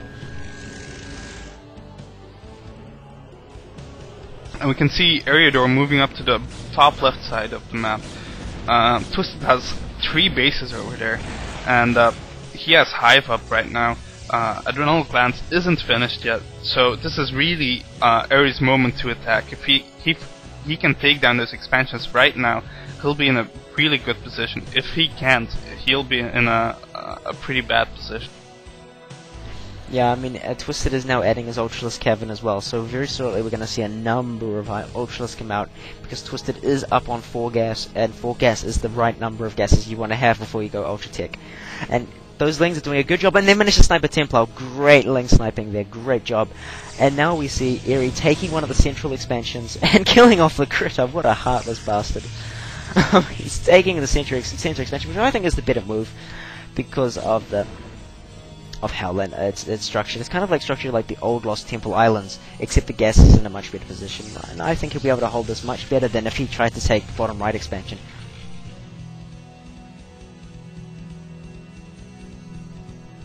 Yeah, but he'll be in a really tough position with 3 gas against 4 though, against Hive. Yeah, well, 3 gas against 4 isn't unplayable. I mean, it's not ideal, but you can definitely play it. Because I don't think Twisted will be able to produce enough Ultralisks yet to be able to get to really pose too much of a problem with them. So he should be able to defend with Storm so far. And we can see now that Twisted hasn't gone for pumping Ultralisks just yet, and he's pumping a number of Hydralisks and Zerglings, which it really is the better choice right now, seeing as he was still low on gas at that time. Oh, and we've got drop, and Twisted is loading up a nice drop, and that drop's going to be devastating because Eri is spending all of his time with his army right in the middle of the map, and if that drop goes around the edge and drops to the main, that's going to do a lot of damage. Wow. Luckily for Eri, he has an observer at the rally point of Twisted though, and he saw that drop leaving towards the left side of the map, and he moved his army to the left side of the map, trying to intercept that drop. He's getting his entire army ensnared though. He's maxed out, but most of his army is just pure zealots, so it isn't as strong as it seems. We got huge battle in the middle, taking a lot of Twisted's units out, but he has a lot of hatcheries and he can replenish his army really fast. Eriador has Dark Arc and is trying to move up the ramp, but the ramp is really small. There's a lot of units flanking from the back. I don't know if he'll be able to break. Oh no, I think Ares got a lot of units here, and those Archons should be enough to push through and take this. And here we go. Twisted is desperately trying to defend. He's got 6 Ultralisks out. That should be enough to clinch it, I think. Ultralisks are very, very strong, as we all know. And what are their upgrades? They're still on 2-2, but that might be enough just to stop this space. It depends now to see if Ares can snipe the hatchery before the Ultralisks do their dirty work. And the Ultralisks are plowing through those goons as fast as they can, but the Zealots are killing the hatchery. Hatchery's on 400 health. The Ultralisks not going to be able to get in time, and in fact, the Ultralisks are going to die before the hatchery goes down. There's the hatchery. The hatchery goes down. Eriador wins the battle, and he's in a very, very good position now. I'm betting on Eri to take this game from here. I'm a Maelstrom on the ramp. Great Maelstrom. That's going to allow. 6 Storm. Great play by Eri right there. Yeah, he's definitely damaging Twisted's economy at the right moment, right before Twisted can pump out those upgraded Ultralisks. And in the meanwhile, he's taking, he has that middle expansion running. Twisted is taking the bottom right base though, and Eriador will have to stop that attempt too. Now, actually, what we've missed in the excitement of Eri breaking into that base and doing a lot of damage is that Twisted has actually dropped the natural expansion of Eriador and actually taken out the base. I mean, Eri is actually down to, well, a few mineral patches. Eri's economy is much weaker than I had initially thought, and Twisted's got a booming economy. I mean, this game, Twisted is playing really well and doing his best he can with small units. I think Eriador spotted that bottom right expansion though, because he's moving in Zealots towards it. They get ensnared though, and there's a big force of Ultras and Zerglings moving down to those Zealots, but the Zealots go up the ramp trying to defend that middle expansion. Let's see if Twisted tries to break that expansion over there. Yeah, and I don't think Twisted's going to be bouldering too much with that expansion. He should be content with his economic advantage and just try to cement it from here. I mean, that double end snare was just what Twisted needed to do, because those Zealots could have easily rushed up that ramp and taken out both expansions at the bottom right. But because they were end snared, he couldn't get over there fast enough, and if he had tried, he would have been intercepted by that huge Ultraling force and lost his entire army. I mean, Twisted's playing really well and really making the most out of his queens.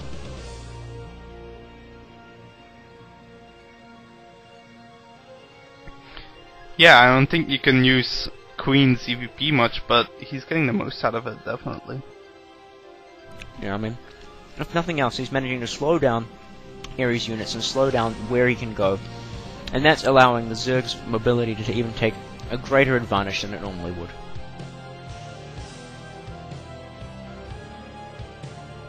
So if we take a look at the upgrades, Twisted still doesn't have his Ultralisk armor finished, but he's 2-2 overall on melee and carapace upgrades.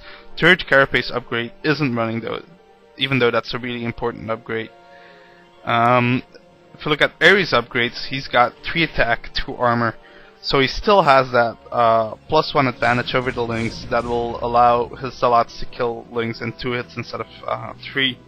So that makes a huge difference, but still, even though he has that little upgrade advantage, he's gonna need to do some damage here, and Twisted really realizes that and is playing really defensively. He's adding Sunkens at every expansion, moving his army back for a perfect flank wherever Eriador may attack. Yeah, well, I mean, that's all he needs to do right now. All he needs to do is cement his economic advantage, and he'll take the game from here, and that's exactly what he's doing. Eri is stuck really on 2.5 bases, 2 bases, because he's only mining from half the minerals in the center. And here comes a huge attack from Eriador. Great end snare on the army, and brilliant storms from Eri. I don't know if the attack is going to counter the main. Twisted is doing a lot of stuff with his units, although I think he should have concentrated his attack better. But still, a number of units coming into, rushing into the natural, and they might be able to do just enough damage to force Ares to do something. And oh my god, Twisted is rallying units every which way, and because those units are ensnared, or they were ensnared, they couldn't really get back, and wow, Twisted just attacked about 3 places at once, and is doing a tremendous amount of damage. Oh, and the drop in the natural, wow, that's a 4-way attack! And great execution right there from Twisted, and wow, he's got this game in the bag. Here come the next round of macro, and he's got a lot of patches, a booming economy, and wow, great execution.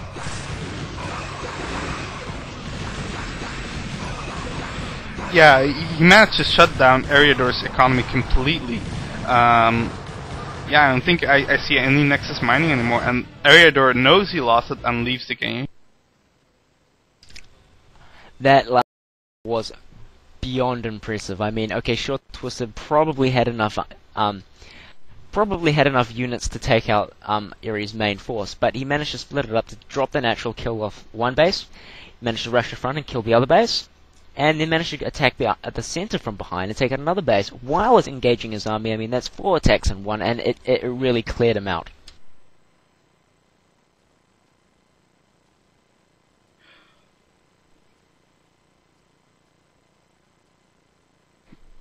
So the next game will be on Forbidden Zone, which is actually a very special map because it's, as far as I know, the only island map that has a Zerg that is Zerg favoring in ZVP. Yeah, well, I mean that was the intention of it. The intention of this map was to have Zergs will be stronger on islands because Zergs are traditionally weakest on islands. So, yeah, I mean, the map did its job. It does have a winning Zerg versus Terran rate, but at the same time it's produced a number of awesome PVTs.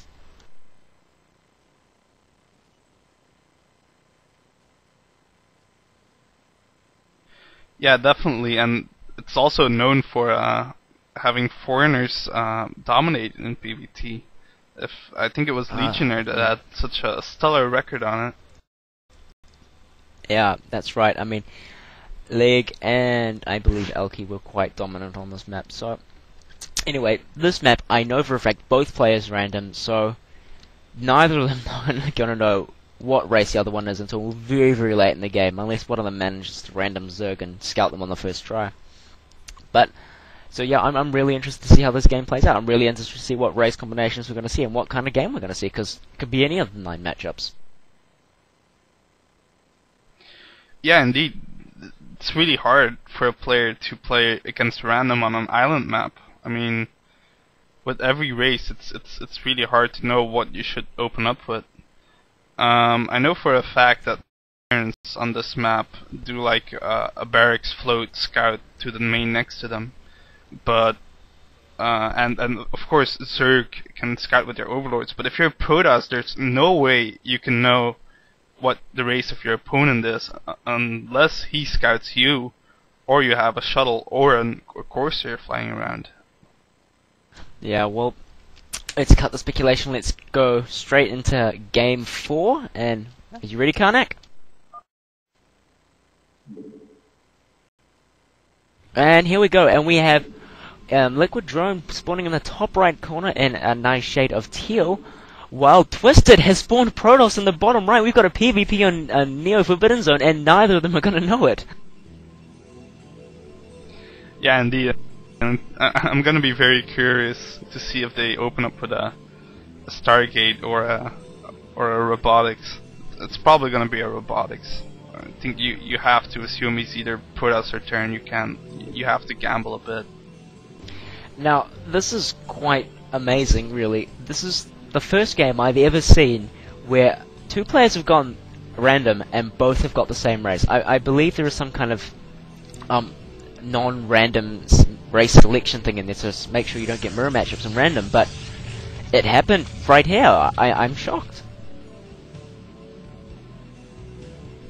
Yeah, indeed. It's a little known fact that even though you choose random, it's actually not being randomly selected. You have a lot more chance of having a non-mirror matchup than a mirror matchup, even though it should be statistically even. Yeah, and that's a really curious fact. I mean, me and my friends tried to test it out, and we played 50 odd games random versus random, and we didn't get a single mirror matchup once. And what's interesting here is Eri has actually gone to take his gas first, and so he'll be able to get those high-tech units out faster, while Twisted has gone for a gate first, then his gas at 11. So, I don't know, maybe this earlier gas might pay off.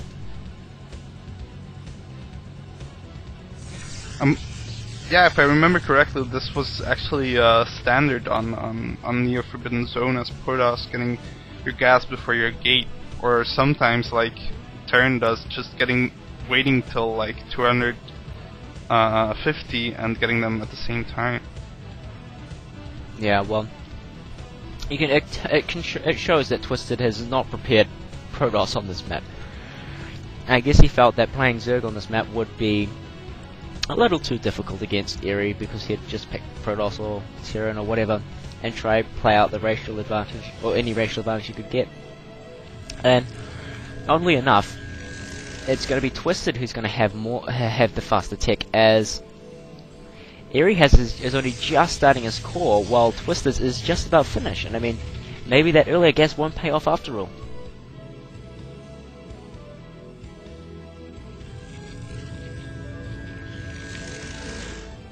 Yeah, I'm not really sure about the real benefits of getting that earlier gas. I can imagine you can be able to get Dragoon range and get a Reaver shuttle, a shuttle and a Reaver out really a lot quicker than with the normal build. I think that's why they do it, but I'm not 100% sure. I'm not a Protoss player, and especially not on Neo Forbidden Zone.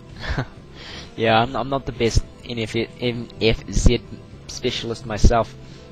But with that said, we've got Twisted getting his robotics up very, very quickly, and as I'd expect, and he'll probably be adding an observatory very soon, and then he's going to go scouting around the map.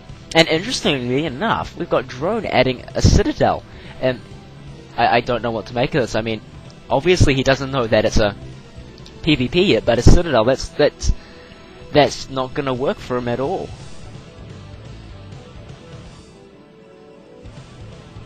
Yeah, I have no idea what this is. Is this going to be a DT drop? It's the only thing I can imagine being it could be a DT drop possible. but that's not going to work. The only way a DT drop would work would be if Twisted had random Terran, and he didn't. Twisted is actually going to go for a Reaver drop, and he's building his shuttle, and the Reaver tech is just about finished. Meanwhile, wow, actually, he's adding Templar Archives before Robo, so I don't know what his intentions are. Maybe he's adding a late Robo, going for some Zealot Archon or something, and is going to be able, is counting on being able to ferry the units over to the other guy's main.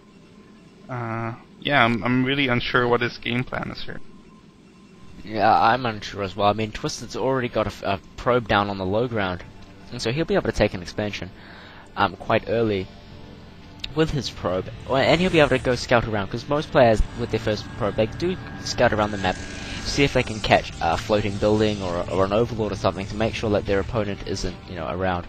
But if that probe gets close enough, no, it's not going to get close enough. If it got close enough to the cliff, it may have been hit by the Dragoons there. But that's not going to be happening, and Eri is continuing to add Templars, so I guess he'll be going for Storm, or maybe just a fast Archon.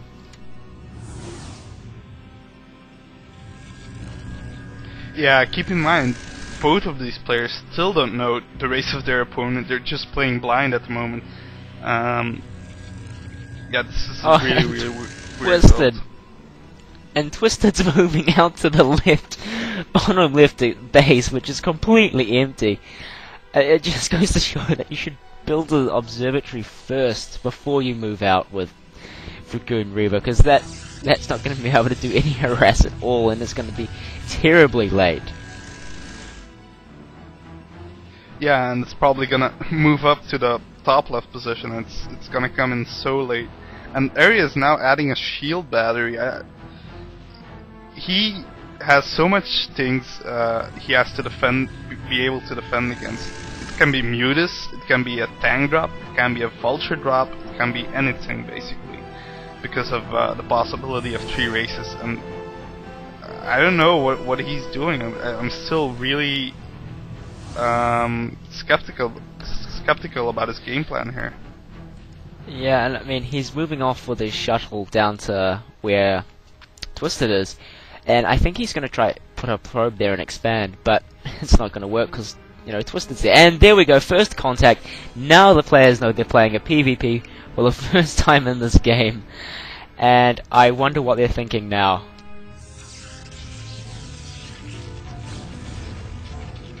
Wow, and Twisted is moving his Reaver behind the mineral line of Eriador, and he's gonna get some nice probe kills off there. Eriador stormed the shuttle, but barely makes it out alive. Not many probe kills though. Wow, gets a couple more. Did you see the kill count on that Reaver? I didn't. I missed the kill count, but it looked like it scored upwards of 8, 9 probe kills, which is enough. But oh, if Twisted had kept that shuttle alive, that would have been a worthwhile drop. However, he foolishly lost it when he could have easily saved that.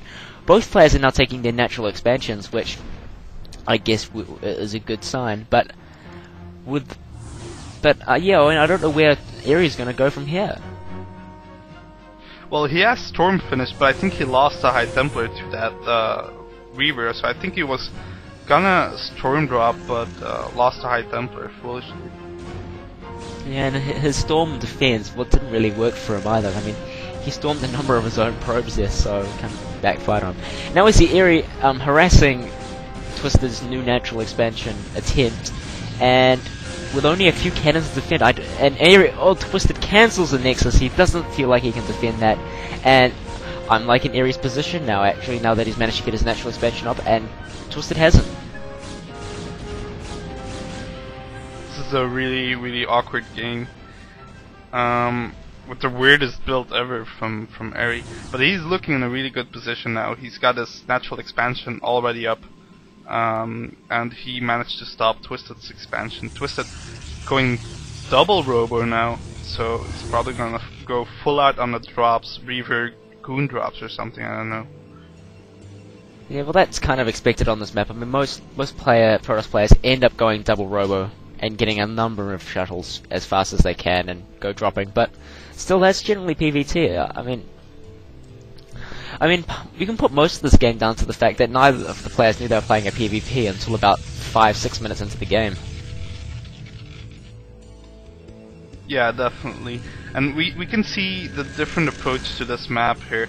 Twisted knows he can't control the low ground anymore, and he's going for the island expansion and the drops, while Ares is going for the lower ground unit production and is adding gateways on the bottom. So we'll be seeing like mass shuttle drops in Ares main probably pretty soon, and while Twisted takes the island expansions, and we'll be seeing a huge army in the middle for Ares, while he takes here comes a storm drop from Ares, and oh, it only gets 3 or 4 kills, but the Templar does manage to get it away, and whew, that was a close call there. I mean, that could have been a lot more dangerous than it was. Oh wow, I almost missed that. But still, Twisted's economy is a bit hurt now, and he's already behind in expansions, so Ares definitely in the lead. Yeah, definitely. I mean, Ares is now going to try to take his third base, which I think, you know, is a good move on this map, seeing as how easy it is to secure bases if you've got control of low ground. And what's this? We've got... oh, the Reaver managed to get a few kills, but I don't know, if Twisted had tried to keep that Shuttle Reaver alive, I would say that drop would have probably been worth it. But no, again, he didn't manage to keep it alive, and his sloppy Reaver play is really costing him this game. He really needed those to defend earlier on as well. Yeah, I think Twisted definitely opened with a better build order for the map and the matchup. But yeah, his control was a bit subpar, and I think that's why he's losing at the moment. He's doing some cute goon harass on the natural though. He dropped 2 goons and killed like 6 pros with it. It's pretty nice. That was cute, but again, Ares got such a huge lead in this game, and now he's ferrying units down into the bottom left main base, and I fully expect Ares to be able to roll that with ease. Yeah, there's only 2 cannons to defend. There's a shuttle out for Twisted, but it only has probes in it, ferrying to the bottom left expansion. So that expansion is gonna go down, and he's gonna lose a lot of probes with it. So yeah, I don't see Twisted coming back from this. Yeah, when once those Dragoons move in, I mean, oh, they're gonna come in just with the right timing to be able to take out those probes. I mean, there's nothing nothing Twisted can really do about this. He's gonna lose that base, whether he likes it or not. Well, at least Twisted gets a little lucky being able to ferry those probes back, so he doesn't lose those probes. But he's gonna lose a second expansion, he's gonna lose a lot of probes, and yeah, it's gonna be on 1 base against 3 base, which is really, really bad. Yeah, I mean, he's trying to sneak an expansion in the center, the top left center expansion, but you know, it's a little bit too late now. I mean, Ares got his 3rd up, and I mean, if you're a base down in PvP, and with no real way of getting back in, you know, you might as well just tap out now. I mean, Ares got such a commanding lead. He's got the better unit count, better unit mix, really. Dragoon Templar is so much better than Goon Revo if you've got the control of the low ground. And I mean, Twister's trying to do some last-ditch harass with 2 Reavers, but I don't see this doing much. And oh, epic storm on the Reaver. And that Reaver's going to go down. He's going to lose half his Reavers. And oh, the storm on the shuttle and that shit. That's game right there. That was such a clutch storm. And that's the GG, and Ares squares things up 2-2.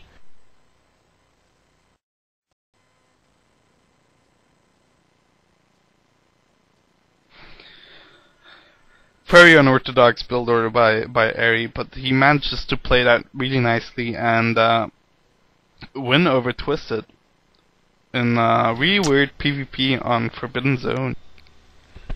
That was one of the weirdest games I've ever seen in all of my years on StarCraft.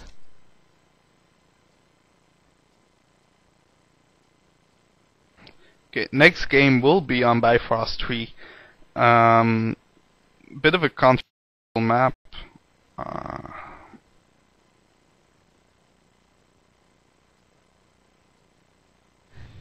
Yeah, we've probably got a problem here. I mean, we've only got 1 replay slot, and so, Rage, who wants it?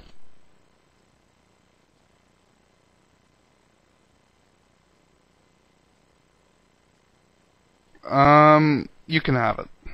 I'll just go for Alright. a smoke break. Go for a smoke. Alright.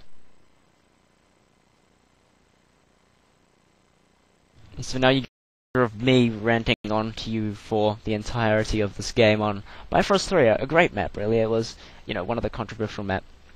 One of the most controversial maps because of the high ground behind the main. And that led to a number of awesome bunker rushes. I mean, Elky was a great player on Bifrost, and he managed to proxy his entire base behind some poor Terran user on some game, but I can't remember if he won that game or not. On top of that, we had Zelos, who pretty much ruled Bifrost. He was, you know, the perfect Terran because he had a perfect record on Bifrost. And really, he was a champion on this map. And so, Karnak, I think we should just get started. It should be fine. Yes, okay, so we're getting this game underway. Game 5 of the series. Everything's 2-2 up. 2-2 between Drone and Twisted. And here we go. What do we have? Oh no, are we starting yet? Yes, we are starting, and here we go. What do we have? We have Liquid Drone randoming Terran, I'd imagine, and Twisted playing as Xerxes, another classic TVZ on Bifrost, and really the matchup that defined this map other than TVT and all the proxies.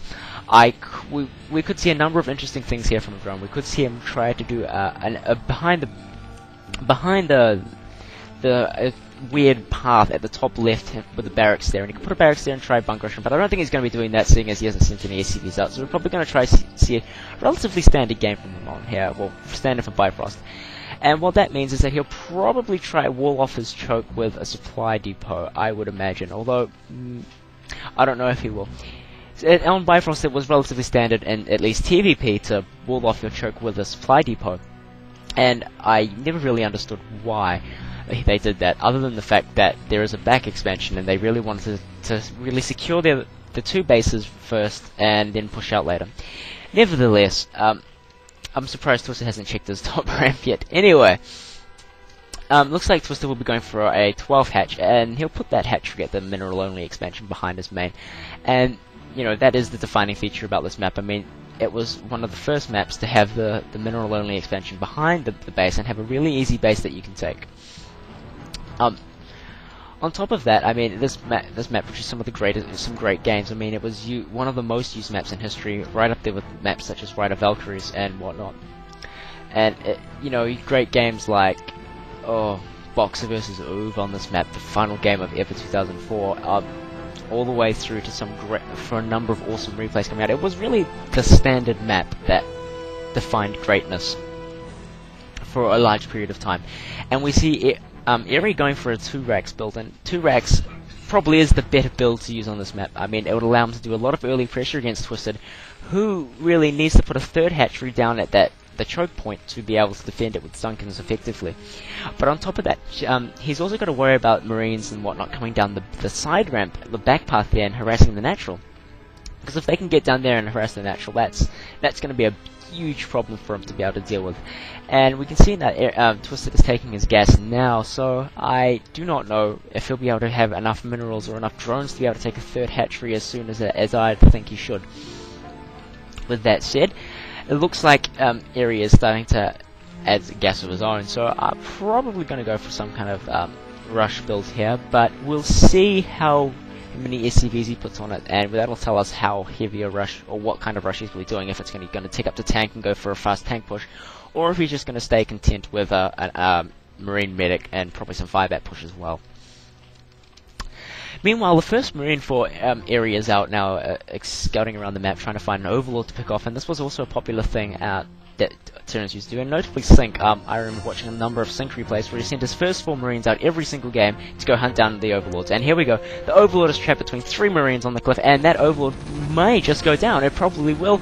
It can't find a sweet spot. No Overlord spot in these days at this day and age, and Twisted loose on the Overlord very, very early on. That's really got to put a dampener on his plans. He's got to rebuild that Overlord, which is something he really didn't want to do, and well, he's got his 3rd hatchery down now, so he will put up some Sunkens to defend there, but a slight early game advantage to Eri, and now he's going out scouting around with a few Marines. In fact, this may be more than just scouting around. He may be rallying with some pressure and try to attack the front. We see Eri is adding an academy, so he probably will be going for a Marine medic and 5-bat push here, which, you know, was relatively standard back in this day, but it will be really interesting to see how Twisted deals with it. Twisted, however, is still quite low on drones and has only just started to mine gas, even though he's had it for a while. He's getting link speed, that's about halfway done.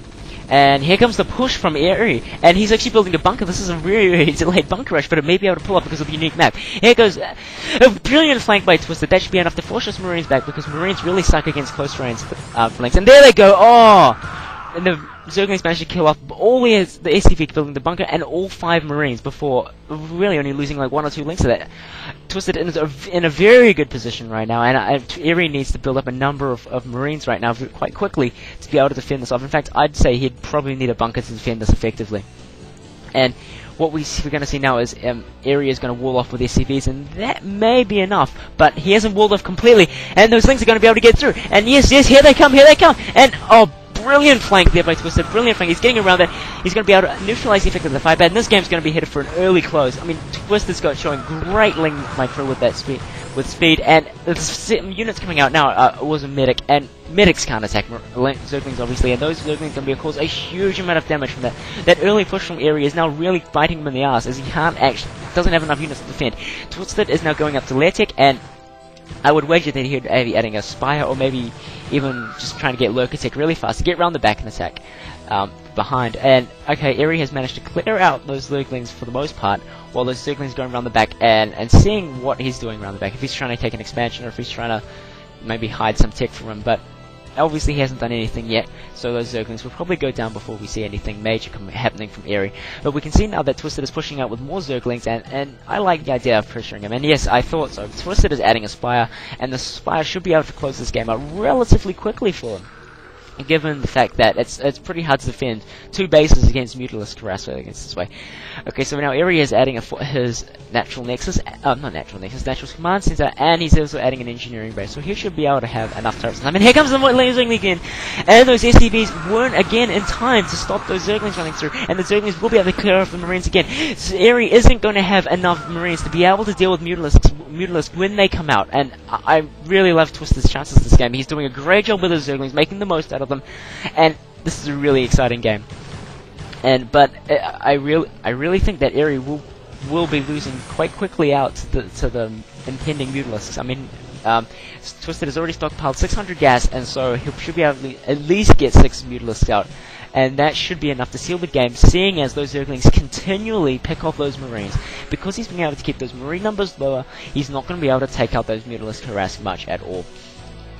And so we can see finally Eri is adding a bunker, and really he should have done that a long time ago once he lost that first push, but he thought he could defend with SCVs, but those SCVs were always out of position, and that's really put him at a disadvantage this game. It's really given Twisted the edge when he's been able to get those lings in. And here we go for 6 more Zerglings trying to come in, but the bunker is up, and Twisted runs past it, and he won't be able to do too much damage with 4 Zerglings, but it may be just enough to annoy those SCVs and pick off maybe 1 or 2 more Marines and see what's going on at the back. And yes, he's going to scout the expansion, and he's going to know exactly what's going on. He's not going to be able to let him get any turrets up at the back. And once those Mutalisks pop, which they have now, once those Mutalisks get in there, they're going to be able to clean up very, very easily. And we got 6 Mutalisks coming right now, moving across the map, and Eri is frantically trying to add turrets. He's got 2 in his main, but none of his natural, and he should be able to and Twisted should be able to harass quite effectively with those Mutalisks because of his low number of turrets and the very, very small number of Marines. Twisted is taking his second gas, or his third base, at the top left, and while he's harassing with these Mutalisks, and those Mutalisks coming in, and they're not going to let that bunker finish, and they're not going to let the turrets finish at the natural, and wow, brilliant. Brilliant, brilliant, brilliant. I mean, everything's just working in his favour because he was able to take out so many Marines early on with those Zergling harass. And here we go. Mutalisk doing a great job picking up the Marines before they can get in the bunker, and that's it, game over. I mean, Eri can't do anything. He can't properly defend with only 2 Marines against 6 Mutalisks. And, wow, Twisted has just played a very, very impressive game against Eri here. I mean, that Zergling harass early on was so good, and well, really, Eri really let himself down when he couldn't defend it properly by adding a bunker of just even warming off with SCVs properly. And those Mutalisks are really going to work on those SCVs, dodging the turret fire, and really, Eri is frantically trying to save his SCVs, but all hope is gone. The game is over, and that's a GG! And well done to Twisted. He takes the 3-2 lead in the series and goes up. And we'll see on the next map. And now, Rage, are you back with me yet? Yeah, I'm back. Welcome. Really exciting that the series is so close. Yeah, that was a very impressive game by Twisted. I mean, that Zergling control was Quanro-esque, and I love Quanro, and I love exciting Zerg games. I love speedling rushes. I love how they flank. I love the dynamic of it. Maybe it's because I'm a Protoss user, but I still love it. That was a really entertaining game, and Twisted really showed why you can't afford to lose too many Marines early on if you try to push out.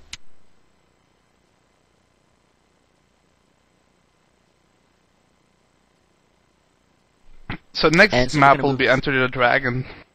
Do you think Eridor is gonna pick a turn for that map? I think quite possibly.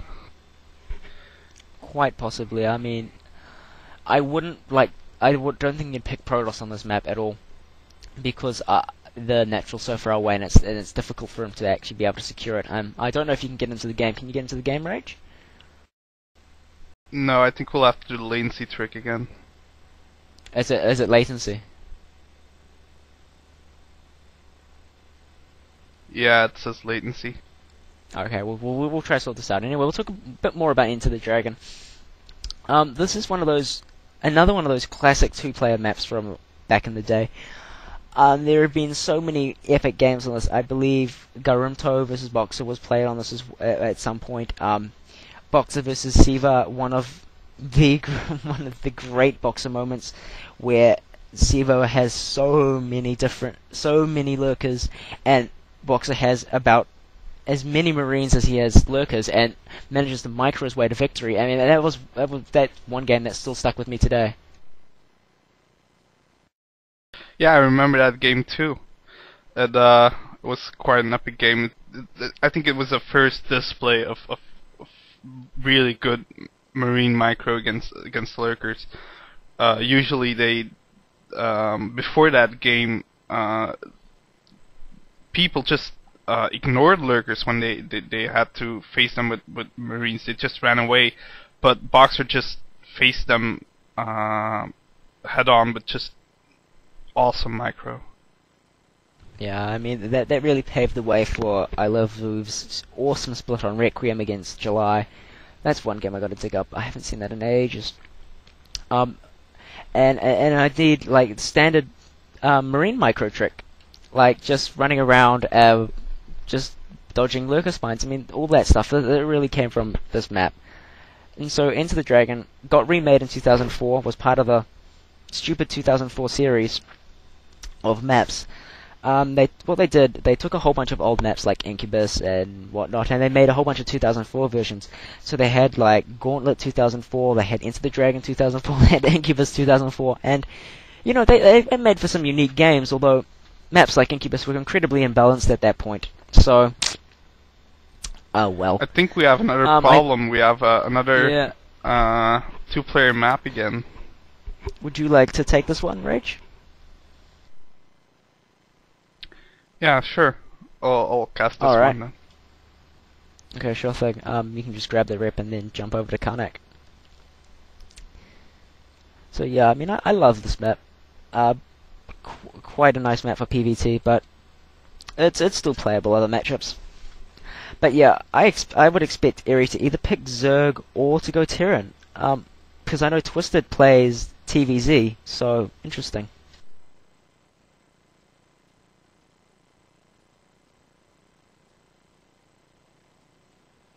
Well, we're having a lot of latency problems again. I can't join Karnak's game. Would you like me to cast it? Because I can seem to join Karnak's game without difficulty. Yeah, you go ahead and cast it then. Okay, so you're stuck with me for another game. Alright, so let's get this started, Karnak. Let's do this.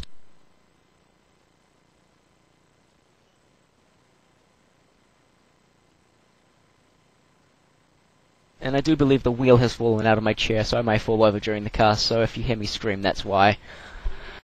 So are we ready to go, Karnak? And alright, here we go, and what do we have here? We have Twisted playing Zerg in the top left in a nice shade of yellow, while we've got Drone, who indeed did pick Terran in the bottom right in a nice shade of brown. And TVZ is great on this map. It's one of those as we've talked about Boxer vs Siva, but there are also a number of other great games on this map that are TVZ. I can't name any off the top of my head, but they are there because I remember watching them. I'm just forgetting one of the players in the series of all of them. I would expect him to open up with some kind of 2-Rax build. Oh, and Uv vs Nada, how could I forget that? Great TVT map. Some epic encounters with Uv, because this map was round during Uv's dominant period, as well as Boxer's dominant period back in the day.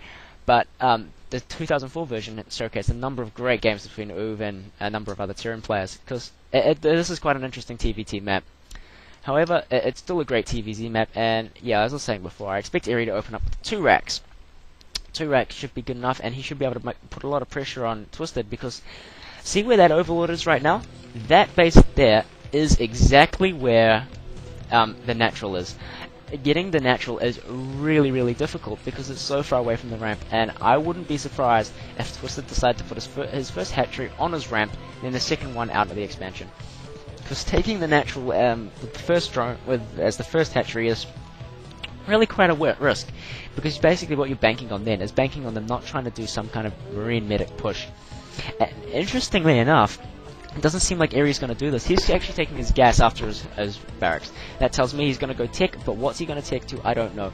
Either he's going to go for a very, very fast firebat build, which is pretty much unlikely, or more likely, he'll be going for a tank and try to do some kind of tank push here. And that drone's going to come and is going to see if the gas has been taken, and indeed, Twisted has put his second hatchery at his ramp.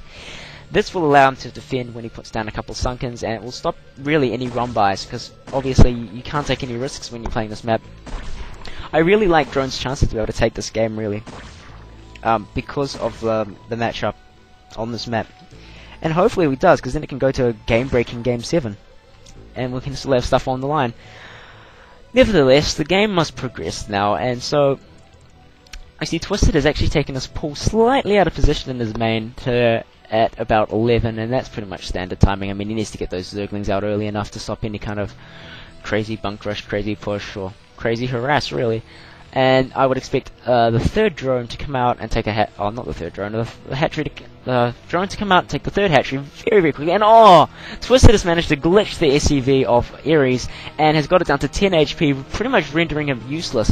And I think that yes, Twisted is actually going to take his gas expansion, which is slightly different from taking the mineral only expansion, but he's actually going to take the gas one. That's going to be better for him. It's harder to defend and more out of the way, but in the long run, it'll probably be better. At least because that base there has a back entrance coming in around the back, and it's quite easy to attack from that side, whereas it's quite hard to get units around the front there. And so that makes life quite hard to defend. But the benefits of getting that expansion over there, the easier to defend mineral only expansion, is the gas. And of course Zerg love their gas, they want their gas, and so that base is going to be better. And so we can see here that Harry is actually going for a vulture build. Now I like the idea of going for a vulture build here, because that would allow him to really exploit the fact that it's difficult to expand on this map, and it forces the Zerg to defend quite difficult. Forces the Zerg to build Sunkens and whatnot. In more places than he'd really like. And so here comes the first Zerglings, and they're going to scout the vultures, and it's really going to depend on how Drone micros his vulture, and quite poor micro, really. I mean, it's quite a standard trick. You can just use patrol to kill, and here we go, here's the patrol use, and those Zerglings never really had a chance in hell once Eri got his vulture micro on. And so yeah, we can see that Eri is lifting up his barracks. He has no intention of making any more marines or medics. He is going to be making a number of vultures, and he is indeed upgrading vulture speed first, and he's going to be looking to play a real harass-based game and try to take advantage of the fact that, the Zerg is so spread out. And we can see now that Twisted is going for a Hydralisk Den before adding his lair, which is slightly unusual, as you expect the lair to be taken as the Hydralisk Den is making, or rather the lair is building and you try to get lurkers out in time.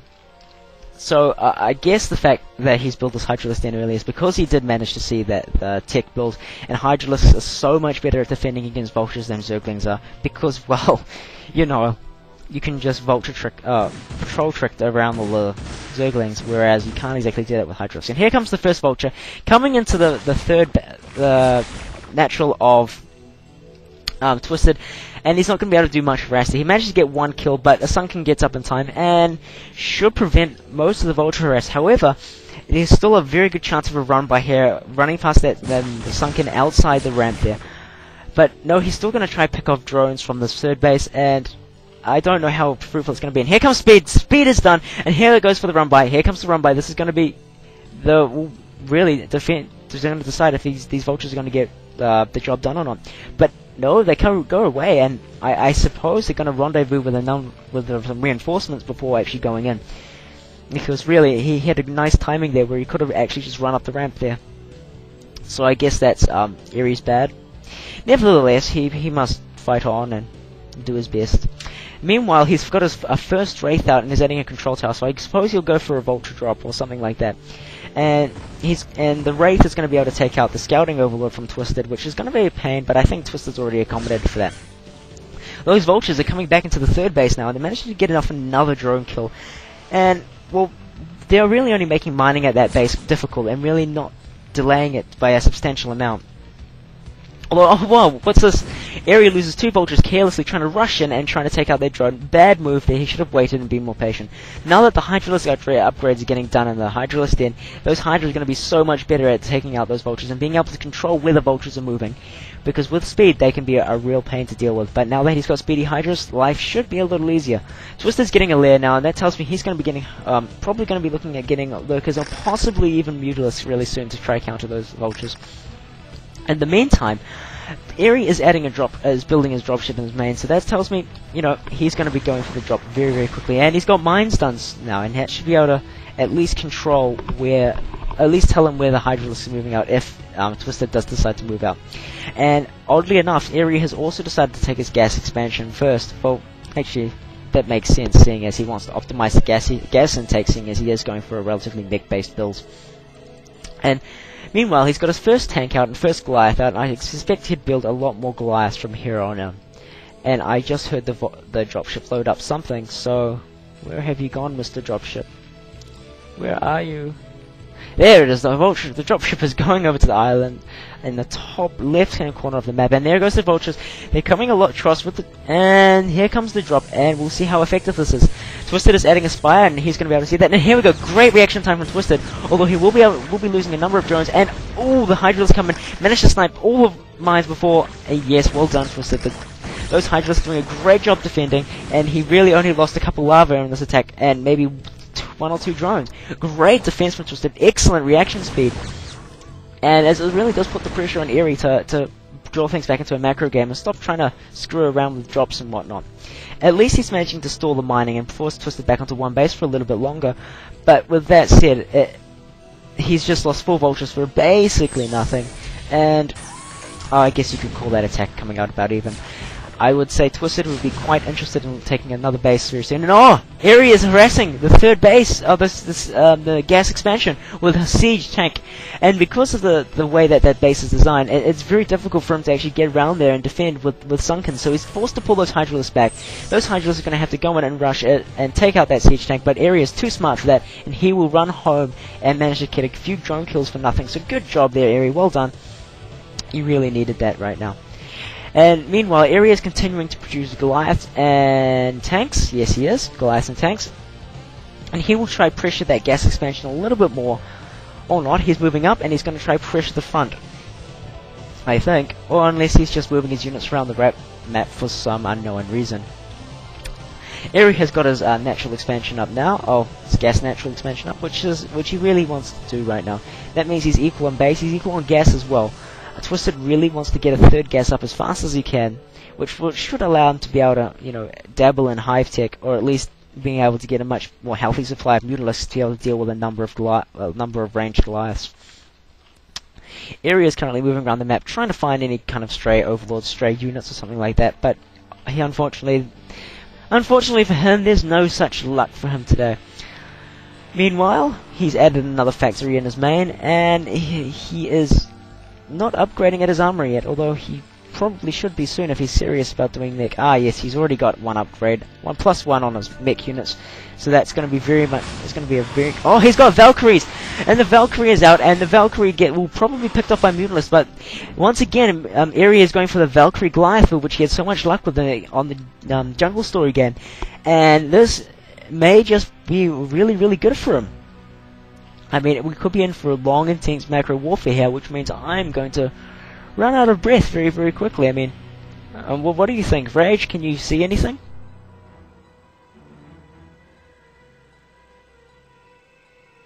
And Rage is probably smoking again. Anyway, Eri has got a decent-sized force out, and while Twisted is going for the traditional counter of building up a number of Mutalisks and getting in a few Scourge to take out those Valkyries, because it seems like Eri is really liking the Valkyries right now as a support weapon. Meanwhile, Eri is going to be taking his mineral-only natural, and that's surprising to me because it means he's going to be up 3 bases against 2 base Zerg, which just shouldn't happen. The Zerg should really be ahead in bases, or at least equal at all times. And with only having 2 gas and equal, 2 gas, which is equal to Eri, you know, it's not a good position. He doesn't, and I wouldn't really want to be in Twisted's position right now, and I really have to give an advantage to Eri at this point in time. On top of that, Twisted is lacking in upgrades. He doesn't have either +1 or armor on his Mutalisks or his Hydralisks, while Eri is upgrading armor and is halfway through armor and already has +1 attack on his Goliaths and tanks and whatnot. So that's going to give him just that just that extra little bit of firepower. But luckily for Eri, he is upgrading attack. And here we go. Here's a nice solid attack, of Mutalisk and Hydralisk, and it's going to be tough to see. It's going to be defining moment if he can try and take down this base, because if he can take down this base, he's got a real good shot at this game. And here we go. Here comes the attack. Eri spotted, and he's moving in, sieging his tanks, and those Hydralisks are quite clumped, so they'll take quite a bit of splash damage, but it should be enough to take out. And no, Eri should be able to do enough damage to nullify the attack, but it's probably going to be more like pure annihilations. So each army's going to die. But no, more reinforcements coming for Eri, and Eri's Twisted, and Twisted's taking another gas expansion. And he's got a huge, commanding army advantage right now, just because he was able to bring in those extra reinforcements faster. Because Eri is still only on 3 factories, whereas Twisted the Zerg can bring in a lot more reinforcements faster. And here we go. This mini unit should be enough to take out this base and really put Eri quite behind, and give Twisted that much needed edge which he needed. And as we can see, those Hydralisks are doing a very, very good job of taking out SCVs, and those SCVs really should have been pulled a long time ago, at least repairing the command center. And, oh, the dropship goes down! Oh, sick move. And the Mutalisks are out, defending frantically with SCVs, losing a lot of SCVs, losing a lot of Goliaths, and I do believe he should be able to just defend with those SCVs, but still, he's taken a lot of damage, and wow. Twisted, that's exactly what you needed to do just then. And now with the 3rd base pretty much online, and here comes another attack from Twisted, another attack coming on the mineral-only expansion of Eri, and oh, that's probably going to do just as much damage, if not more. And Eri is frantically adding factories. His macro is probably pretty off right now. And oh, he's going to lose that mineral-only base. And wow, Twisted is really taking it to Eri despite being down in economy earlier on. Twisted is really fighting for it, and he's really doing it the best he can to get back into this game. Well, in fact, now it's back to Eri, and for Eri to come back into this game. What Eri's going to do now is he's going to try to slow the game down and try to siege up with tanks, and hopefully, and pray that Twisted comes in with his Hydralisk clumped, and which should get destroyed by the tanks. And oh my god, Eri's tanks are completely out of position, and Twisted has managed to snipe off one of the tanks. That's exactly what he didn't want. Eri is slowly pushing out with his tanks, and he really should be looking to slow the game down and try build some more tanks, because at least the Terran can be content with having 2 gas against 3 gas Zerg, because I mean, you can slow the game down, build up a nice army, and move out again and put the pressure back on the Zerg. You don't need to really catch up in economy that much. It's really up to the Zerg to be able to stay way ahead in macro, really. In the meantime, Eri is just producing as much as he can off his 6 factories, while Twisted is he hasn't got his Queen's Nest yet, which is kind of surprising. I expected him by this stage in the game to at least have Defiler or Hive or something like that, because at this stage in the game, you know, that can come in really handy, and chuck a couple Dark Swarms over your Hydralisk, and that can really mess up, you know, Goliaths or tanks or whatnot. And so, oh, here comes some Mutas. Some Mutas are doing some great job at this natural base here, and it's getting a number of good SCV kills before being chased away by the Goliaths. Good move by Twisted. He's putting all the pressure he can on Eri, and he's making the most out of his Mutalisks, and really punishing Eri for having less mobile units than M&M, because that's the biggest drawback about having a going mech. The biggest drawback is the fact that mech armies are not as mobile as M&M, which means that Mutalisk, and more specifically Mutalisk Harass, is so much more effective. And Eri is in a lot of trouble now, and here comes another attack from Twisted, and oh, he's not going to be able to get very far with this attack because of the number of siege tanks, and I think he's realized that, and he is slightly backing off, although he is keeping the pressure outside, and that's going to stop Eri from being able to push out effectively, but it's not going to be enough to break it. Meanwhile, Eri is completely mined out on this main, so he's just down to his natural base, and he's really got to hold on to that as best he can, and try to avoid losing his SCVs, as many SCVs as possible. from Mutalisk Harass. And, well, Eri is trying to take his mineral-only expansion again now, but he'll have to float his command center there.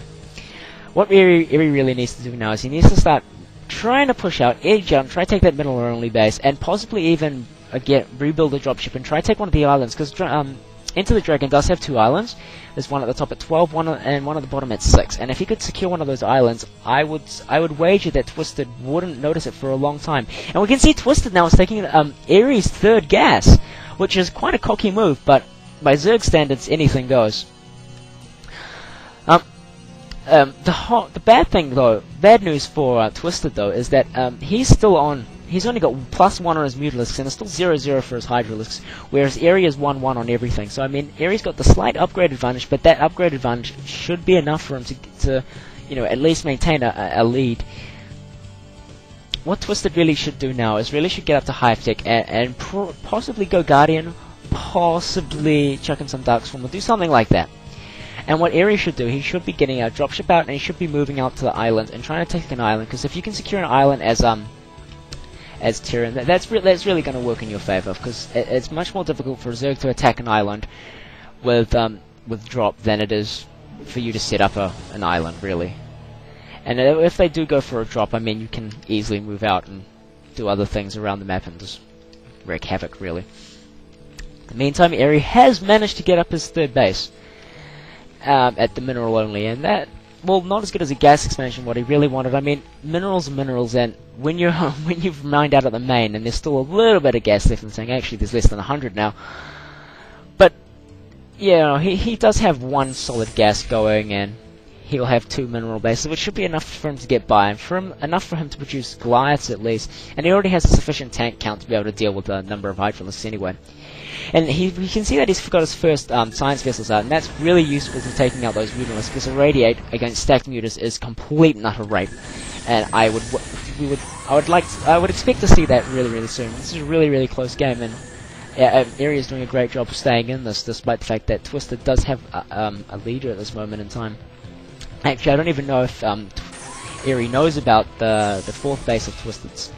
Nevertheless, Twisted is gathering up his army and trying to get in the center and waiting for Eri to push out, and then he's going to try flank him. However, he doesn't have a flank or pre-set up, so this is going to be difficult for him to engage. And oh, nice Irradiate on that Mutalisk, and it's going to do a lot of damage to the Scourge, and the Scourge aren't going to be able to take down the Science Vessel, and here comes the attack, and the Mutalisk is doing a good job. Another Irradiate on that Mutalisk, but it's a bad Irradiate, should be in the clump a lot better, and wow, those tanks have absolutely decimated those Hydralisks, and the Goliaths look like they're going to be able to clean up the Mutalisks, or at least but those Mutalisks should be able to take the sting out of it by the looks of things.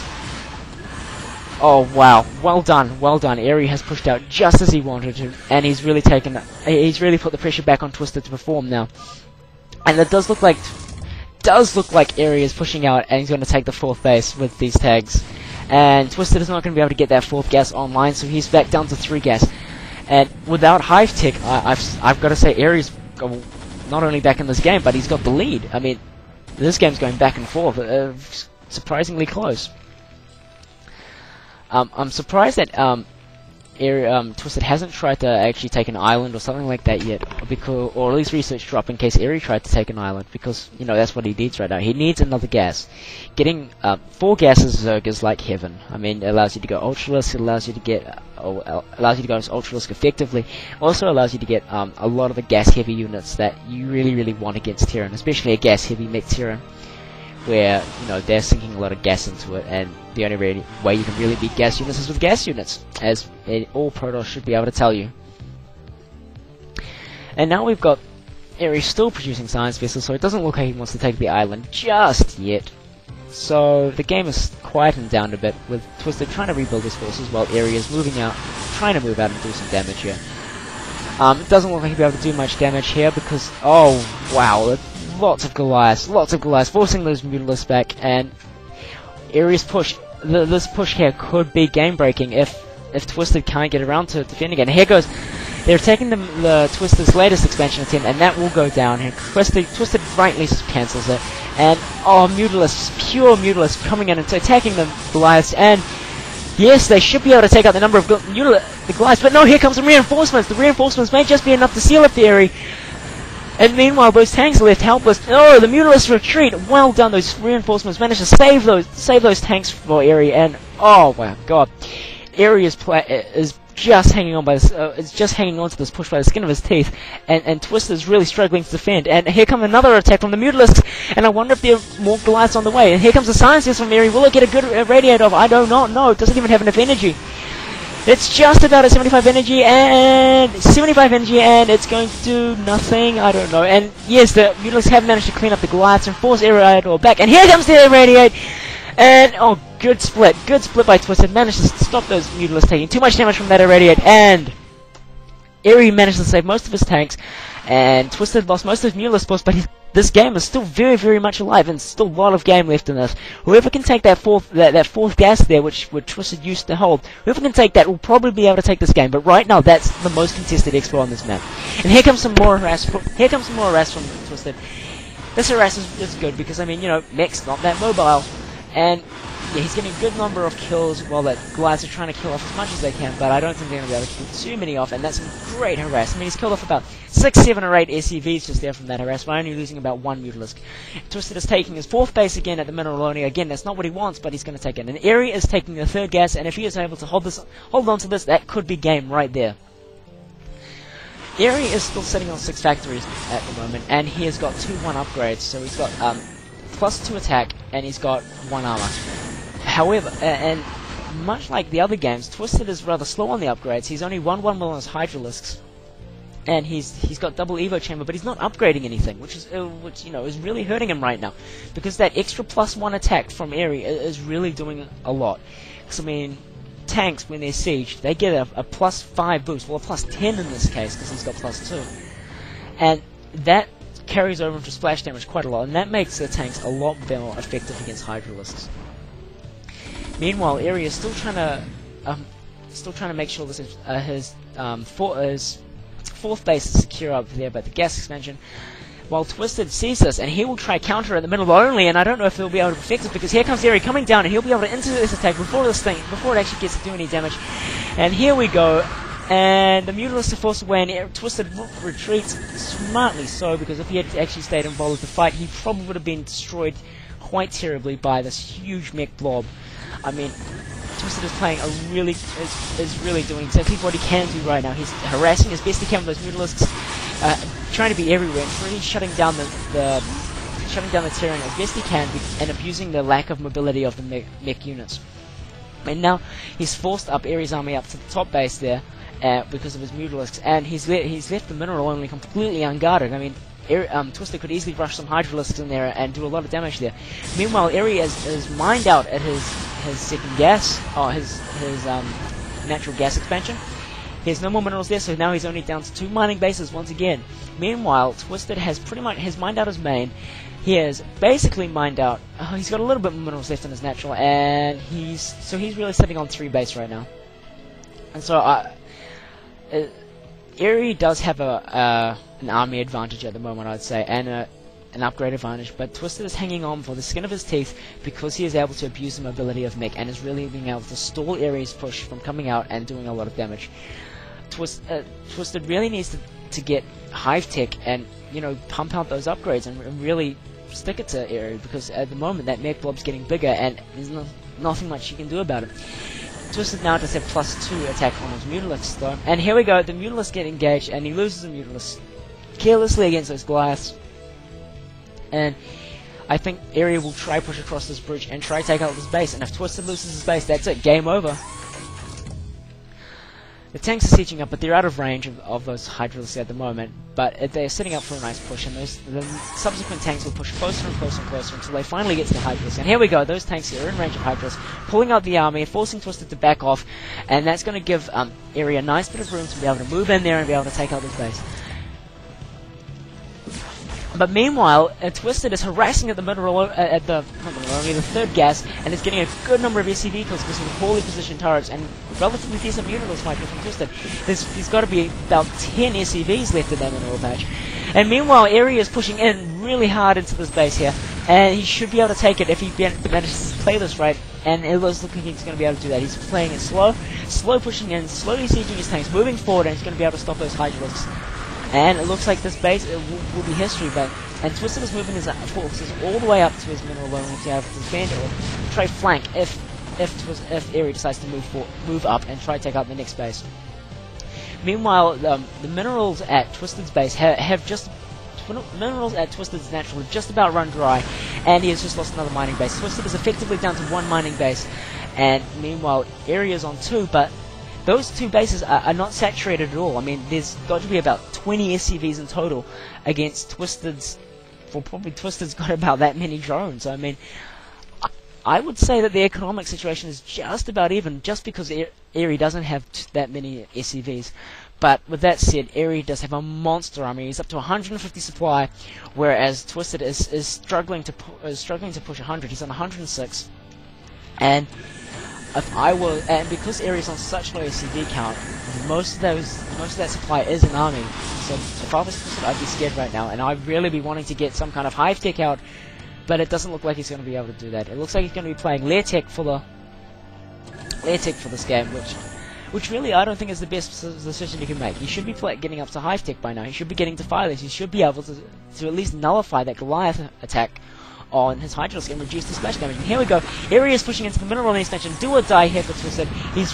I don't know how he's going to be able to defend this attack, but somehow he has to if he wants to stay in this game. And he's just biding his time. And there we go. He managed to almost snipe off the science. He's like, oh, the Irradiate! The Irradiate's getting so much damage on those Mutilas. Poor split by Twisted. Absolutely poor split. And those Mutilas took a lot of damage, and that's going to be... I don't know how he's going to be able to defend from this situation, because those Mutilas just lost a lot of HP to those Irradiates. And that's going to make the Goliath attacks that much more effective. But Eri is still trying to push in, trying to take out the last few Symphonians. The base is still online, and he's still got that mining base still. And Twisted is buying his time, trying to build up as much forces as he can before he tries to break it. Eri is up to 160 supply. Twisted is losing supply by the second, and he's losing units carelessly. And there goes the base. I mean, yeah, Twisted never had a shot at defending, really. But here we go. Twisted does finally have drop, and he is dropping the islands. And he is going to be able to take 12 o'clock. Meanwhile, Eri is taking 6 o'clock. And if Twisted was wise, he would be dropping some Zerglings down there and be able to secure that base. Because now that he's got drop, he'll be able to take that base secure that base much easier than Eri will. And in fact, he's just sending over a single Mutalisk to be able to defend with that. I mean, he can't commit too much army to that, because if he does, if Eri can just move straight through and steamroll everything he's got left. And there we go, that entire base is going down thanks to 1 Mutalisk. Meanwhile, Eri has shipped a couple of Hydras and most of his drones up into the 12 o'clock island. And he really needs that right now. In fact, he needed it a long time ago to be able to get another gas online, so he can go for gas heavier units. Meanwhile, Eri is continuing his push and trying to push into the main thing. You know, it's just a Terran juggernaut right now. It's very hard to stop a big army of this size, no matter what race you are. Really, to stop this, you'd really want to have a number of storms or something, or maybe a couple of really good plagues. But without hive tech and not playing Protoss, I mean, Twisted's got a bit of problem on his hands to be able to stop with that. And I really don't see how he can do it with only 1 base and effectively 1 gas and 1 mineral patch. Looks like Twisted will try go around the back and counter, which probably is the best decision for him at the moment, and try cut out Eri's economy, and meanwhile securing the islands. And that's what he's doing right now. He's taking 6 o'clock, and that's exactly what he should be doing. And he's got a lot, and he's just stalling for time. I'm surprised he hasn't gone for a full-scale counter against the mineral only or the gas expansion yet, but Twisted's in between a rock and a hard place, and maybe he'll try to take this third gas here. I really don't know. I mean, Twisted's just got to play this right if he wants to live, but doesn't look very likely against an army of this size. Meanwhile, Twisted is adding a second spire on the island. I don't know why he's adding a second spire. I mean, the spire in his main is still alive, and I would think that you wanted to keep as many units as you can alive. Keep as many minerals invested in units as you can, rather than investing in pointless tech. Because I mean, those spires aren't even doing any upgrading right now, so I don't know. Meanwhile, checking the upgrades, Twisted is still on 1-1 for his Hydralisks, and he's on 0-2, so +2 attack for his Mutalisks, 0 armor. Meanwhile, Eri is still on 1 armor, 2 attack, and he doesn't look like he's upgrading anymore, which could end up backfiring on him, but really, he's in such a commanding position right now with such a large army. In fact, he's taking the mineral only of Twisted. This could be it. I mean, the Terran player has now got will have more mining bases than the Zerg player does, and I really don't like that position. And once again, Eri is going to come up, should be able to win with a huge mech army, just like he did on Jungle Story. And here we go, another good irradiate on those Mutalisks, and Twisted managed to separate it off just fine. Here we go, more Goliaths coming down now. And looks like Eri will pull back and try again to cement his economy and try build up and turn this game a little bit longer and try max out. I mean, he's still sitting on 188, almost at 200, so he's almost maxed against Twisted, who is struggling to push 90. He's 80 on 87 right now, and he's very well behind in this game. And Twisted once again fighting to the bitter end despite all odds. And yeah, so he's building another lair at 6, which he kind of needs to do at this point. Although he really needed a hive. Twisted, you needed a hive! And the Spire is up at 12, so I mean, he's going to lose the tick, but still. It seems like Twisted will probably try to do something now. I mean, he's running out of time. I mean, he really needs to attack when his army was bigger, and he's trying to take down that mineral only, which is kind of going to be pointless because there's the army. Oh no, the Mutalisks engage. Well, Twisted is not looking. They engage, and here we go. Big attack from Twisted. This is it. If Twisted can't defend with this attack, which he probably won't, then this is game. And yes, he's losing far too many units to be able to actually even have a solid attempt at attacking. And he's going to trying to attack the third gas of Eri, but it's all too late. It's not going to be too effective. Eri's already maxed, and when you've got 70 supply with the army against a maxed Terran, you're not going to win. So, despite Twisted's best efforts, he can't do it. He's way behind. Well, we're going to go to game 7, 3-3, and I expect to see GG anyway. And here we go. Oh, the army just got brutally raped by those Goliaths, and I don't see why Twisted is still playing this game. I guess it's just because he's a fighter. So far, Twisted will have lost twice to mech and once on a PvP on Near Forbidden Zone. So I'll be interested to see what happens on Nostalgia, because that, technically speaking, is one of the most balanced maps in all of history, right up there with Peaks of Baekdu, which is actually not that balanced, really. Anyway, Twisted doing a last hurrah harass, trying to kill off as much as he can before his Mutalisks pop, and really, I don't know what he's trying to do. He's building some hatcheries on the main ground up there, but it's really too late. You've lost this game, Twisted. Please tap out now. Save my voice. Please save my voice. I don't know why he's building Scourge at 6 o'clock. He's really just trying to stick it out and try and make some crazy comeback, which I just can't see happening from this point. Those Goliaths are now 2-2, and Mutalisks are still just +2 attack, and I mean, ahead in upgrades, ahead in economy, ahead in army size, ahead in pretty much everything you can possibly think of, and Twisted is still fighting it out. Props for fighting, Twisted, but this game is over, and there we go. Twisted, Eri catches Twisted trying to build some hatcheries on the main ground, and that should be it. I don't see any way Twisted can come back. Okay, he's trying to take a gas expansion, but he cancels it. I don't know what he's trying to do. Oh, here comes the big army from Twisted, from Eri, and irradiate, slowly whittling down the Mutalisks. And really, oh, and all the Mutalisks flying right over the Goliaths, and that's it. He's lost the majority of his Mutalisk army. All hope he had in this game is now lost, and that's it. GG. 3-3 apiece, and we're going to go into Nostalgia, and the winner of Nostalgia is going to take it. And here's hoping Rage joins me very, very soon. Wow, Eri played a very, very good game there. That was quite back and forth there in the mid-game for a bit, but once he managed to get that big army up, he just could, Twisted just couldn't stop him, mostly because he didn't have the tech he required. He really needed to get some hive tech out there. He really needed to have the swarm. He really needed to have a fourth gas. I mean, he should have taken the islands much earlier than he did, because islands are basically made for Zerg. Because if you can secure an island as Zerg, you can put up a Nidus Canal there and defend it with ease. Whereas a Terran player, if you take an island, you've got to put up lots of turrets. And you've got to invest a lot of money to make it secure. And so really, Twisted should have taken those a lot earlier. He should have got Hive Tech, and yeah, props to Airy for coming back in that game. Well done. And really, I hope you turn up soon, Rage. Anyway, we're going to move on to Game 7 I'm now. back. I'm here. Yes! Greetings, Rage. How are you? What did you think of the game? I thought it was a really nice game. I thought, like you said, one of the big mistakes Twisted made when he was in the lead was not taking an island, because it's if you have Mutalisks, you can basically defend it really easily. Also, one of the mistakes he made, in my opinion, is going for a Mutalisk attack instead of Mutalisk Carapace. Mutalisk Carapace is way better against Collides.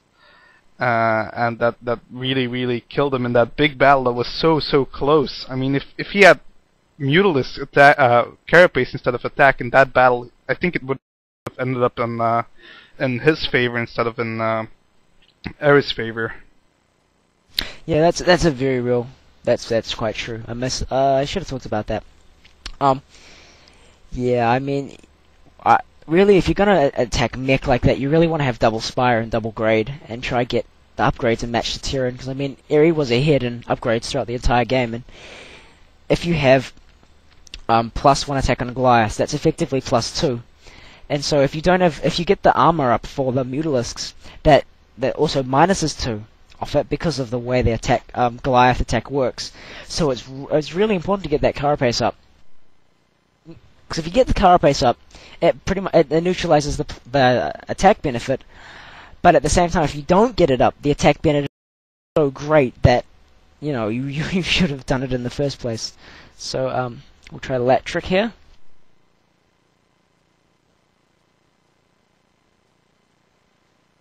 Okay, so what do you think about Nostalgia, Rage? Well, I definitely think that Eriador is gonna pick Turn on this map. It's a really good map for Turn against Zerg, in my opinion. As far as gameplay goes in TVZ matchup, there's a lot of possibilities. You can go for a 3-racks play and try to contain Zerg into his natural. Try to prevent him from taking that crucial second gas. Or you can just go for a fast expansion, 2-racks fast expansion, and then try to prevent him from taking that second gas, which is, of course, I don't know, it's a bit risky because a lot of Zerg players like to go Quanro on this map, be really aggressive with a lot of Zerglings and some lurkers in the beginning. There's some more possibilities like Boxer's build against Yellow on Nostalgia. I don't know if you remember that game. It was 1 base 2 factory build with a Vulture tank contain, and basically Yellow couldn't go Mutalisks because he was only on 1 gas, and it would be kind of useless to go 1 gas Mutalisks. So he had to go Hydralisks, and it was up against tanks sieged in front of the bridge with mines set up, and he couldn't do shit. Nicely put.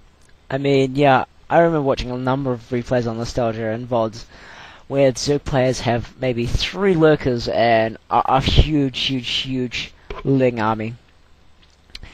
And, that works out pretty well most of the time because you can't get a decent number of tanks out as a Terran on 1 gas because you really want to get that second gas. That really is all about how quickly can you get your second gas and how quickly can you get to the higher tech units, because whoever gets the gas advantage generally takes it in this map. So let's do this. Game 7, let's get it underway, and Karnak, are you ready?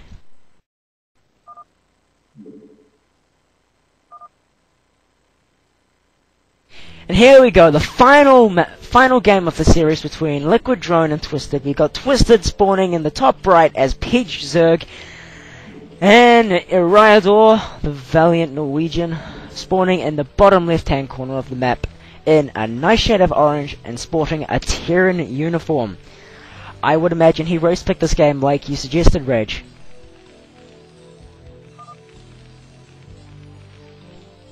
Yeah, I definitely think he did, or he just got lucky with his random. Yeah, well, random doesn't always go the way you want it to. But that said, PVZ is perfectly playable here, and ZVZ would be interesting. Although, because neither of them really like playing that matchup as far as I know. That's why Twisted goes TVZ. Nevertheless, cross positions. I like this for a slow play Terran, not so much for an aggressive Terran. And I think it hurts Zerg more than it hurts Terran because Zerg do rely quite a bit on aggression on this map to be able to take their third. But at the same time, I don't know. It's difficult to say. What do you think?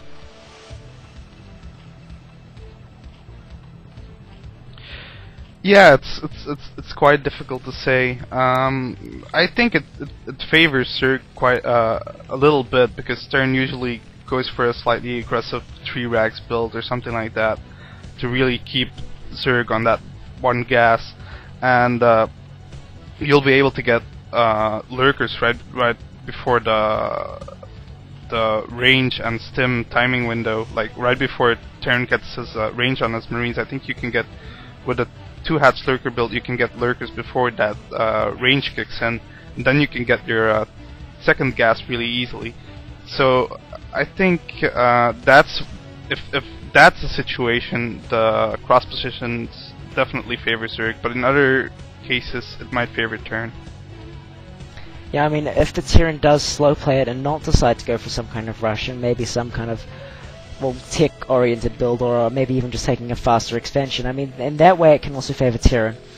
I mean, there's quite a bit of stuff that can go on, and on both sides. I mean, also the cross positions help the Zerg enable to defend their 12 o'clock, or 12 o'clock, their third base. Because, like, it's harder for the Terran to push out across the map and actually take it because of the long rush distance, and the fact that Zergs can counter you pretty easily with a lot of speed links, which they'll probably get. Anyway, getting back to the game, we do have Eri building 1 Rax tech, and so he might be going for the boxer build you mentioned earlier, whereas Twisted has gone for the standard 12 hatch and 11 pull. So yeah, I'm going to wager we're going to see some kind of mech contain.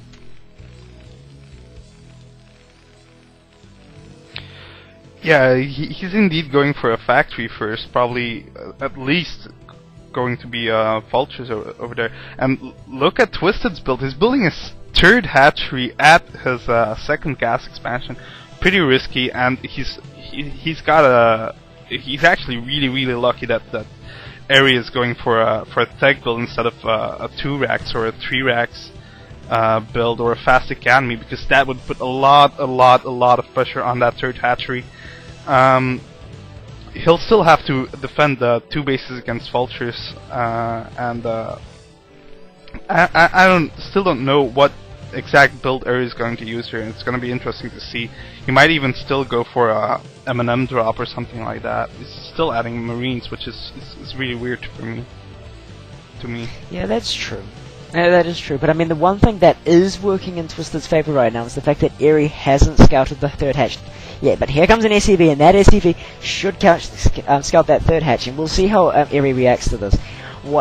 Because that gives him the power to make the decision. Am I going to go for a vulture drop here? Am I going to attack with vultures? Am I going to attack with a fast tank push? And here it comes, and the SCV sees the hatchery, and now, I don't know, I'm going to have to say Eri's going to run away with this game. He's going to be able to exploit that as much as he can. And what? He's building a bunker. He's going to be bunker rushing the 3rd base, and here comes the Zerglings quickly trying to defend, and here comes 4 Marines, and I don't know who's going to get there first. The Zerglings are going to get there first, but I don't know if it's going to be enough. If that bunker will be able to get finished, and no, he cancels it. He cancels the bunker, and the Marines should be able to get back okay, and he's not going to fall into the trap that he did first game. Well done. Oh, those Zerglings came just in time. That was so close, too close. Yeah, and too bad for Eri that he cancelled that bunker, but because I think it would have been able to finish, and he would have been able to get those Marines in. Eri now harassing with the vulture. Zerglings are facing the vulture, but he's just trying to buy time for a sunken to go up at his 3rd, so that 3rd will survive. Yeah, it looks like that 3rd hatchery at the gas thing build is really paying off for Twisted here.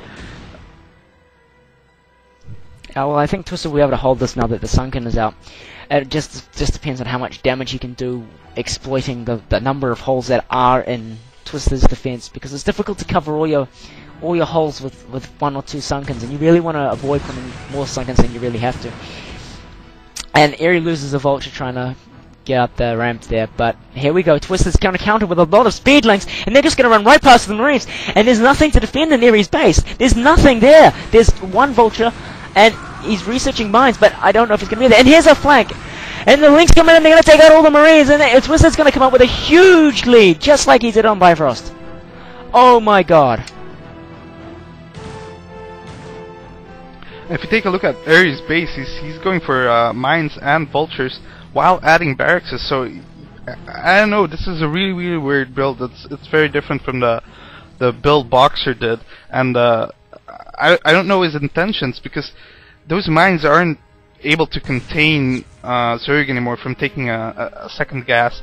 In the meanwhile, if you look at Twisted's main, he's getting a Spire, and I don't think Eri prepared for this at all.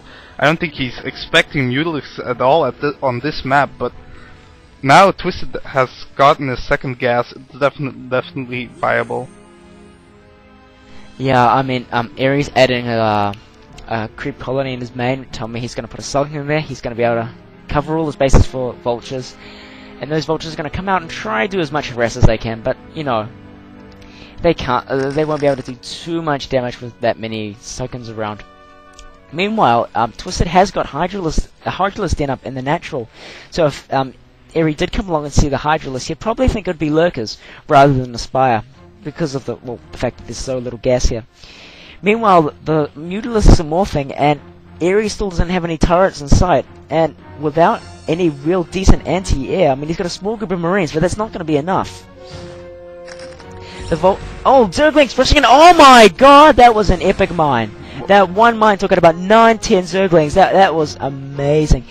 And Eri's going to try to take his expansion, and that's probably a good move for him to do. But it just depends on if he can defend it from the Mutalisks or not.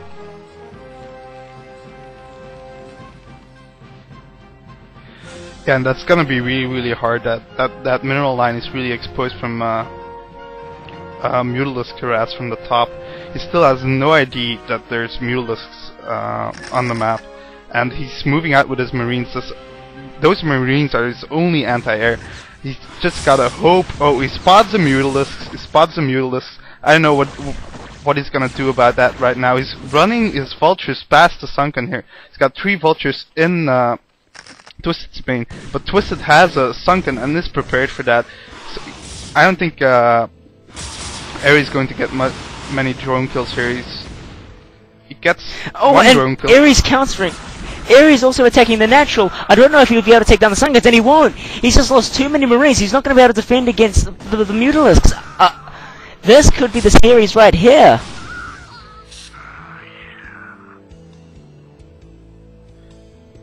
Yeah, indeed.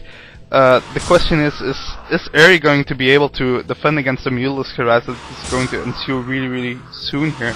Eri is still putting up turrets at his natural. He needs to stall. Oh, are those only 2 Mutalisks? They look like 2, but they're probably more. Oh yeah, there's a lot more than 2.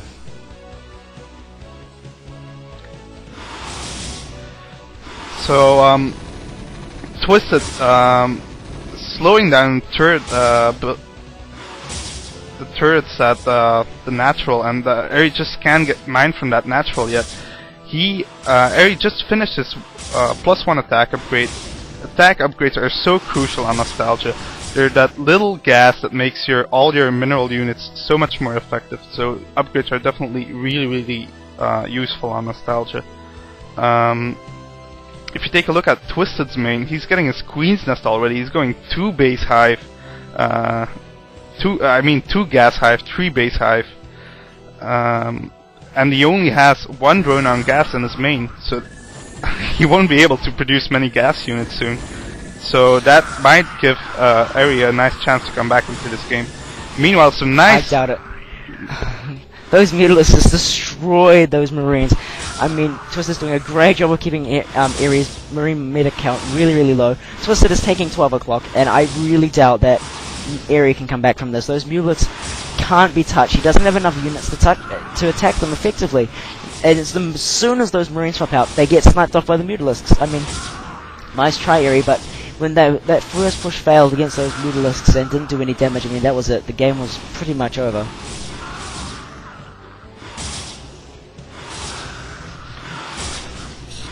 We'll see how it goes though, because Eri is also making glides, which is really, really surprising. But he can't make Marines, he can't defend against those Mutas with his Marines, he can't put up turrets there anymore, so he has to make glides. Oh, he leaves the game, he knows it's over, and that's the series.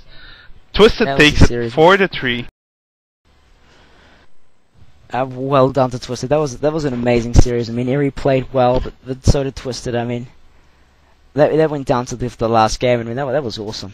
That was good. I mean, Eri made a few too many mistakes for him to really take the last game, but Twisted, well done indeed. Anything you want to say about the series, Rage?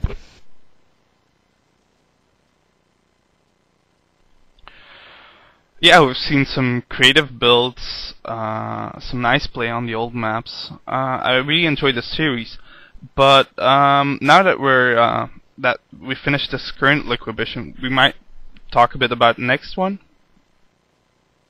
Sure. Don't forget to tune into Old VOD Night tomorrow. Don't forget about Team Liquid Attack on the weekend.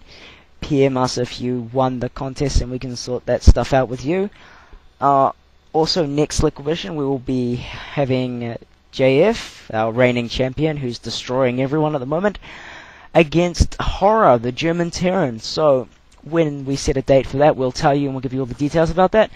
And that's going to be a 6 series. I mean, Horror's on top of his game, and JF just keeps killing people. Yeah, definitely, and Horror has a really, really unique way of playing TVP, and it's going to be really interesting to see how he does against JF. Yeah, well, but anyway, for this special Christmas edition of Liquibition, I guess this is it. From behalf of myself and Rage, we'd like to thank you for tuning in, and well, we'll see you next time. See ya. See ya.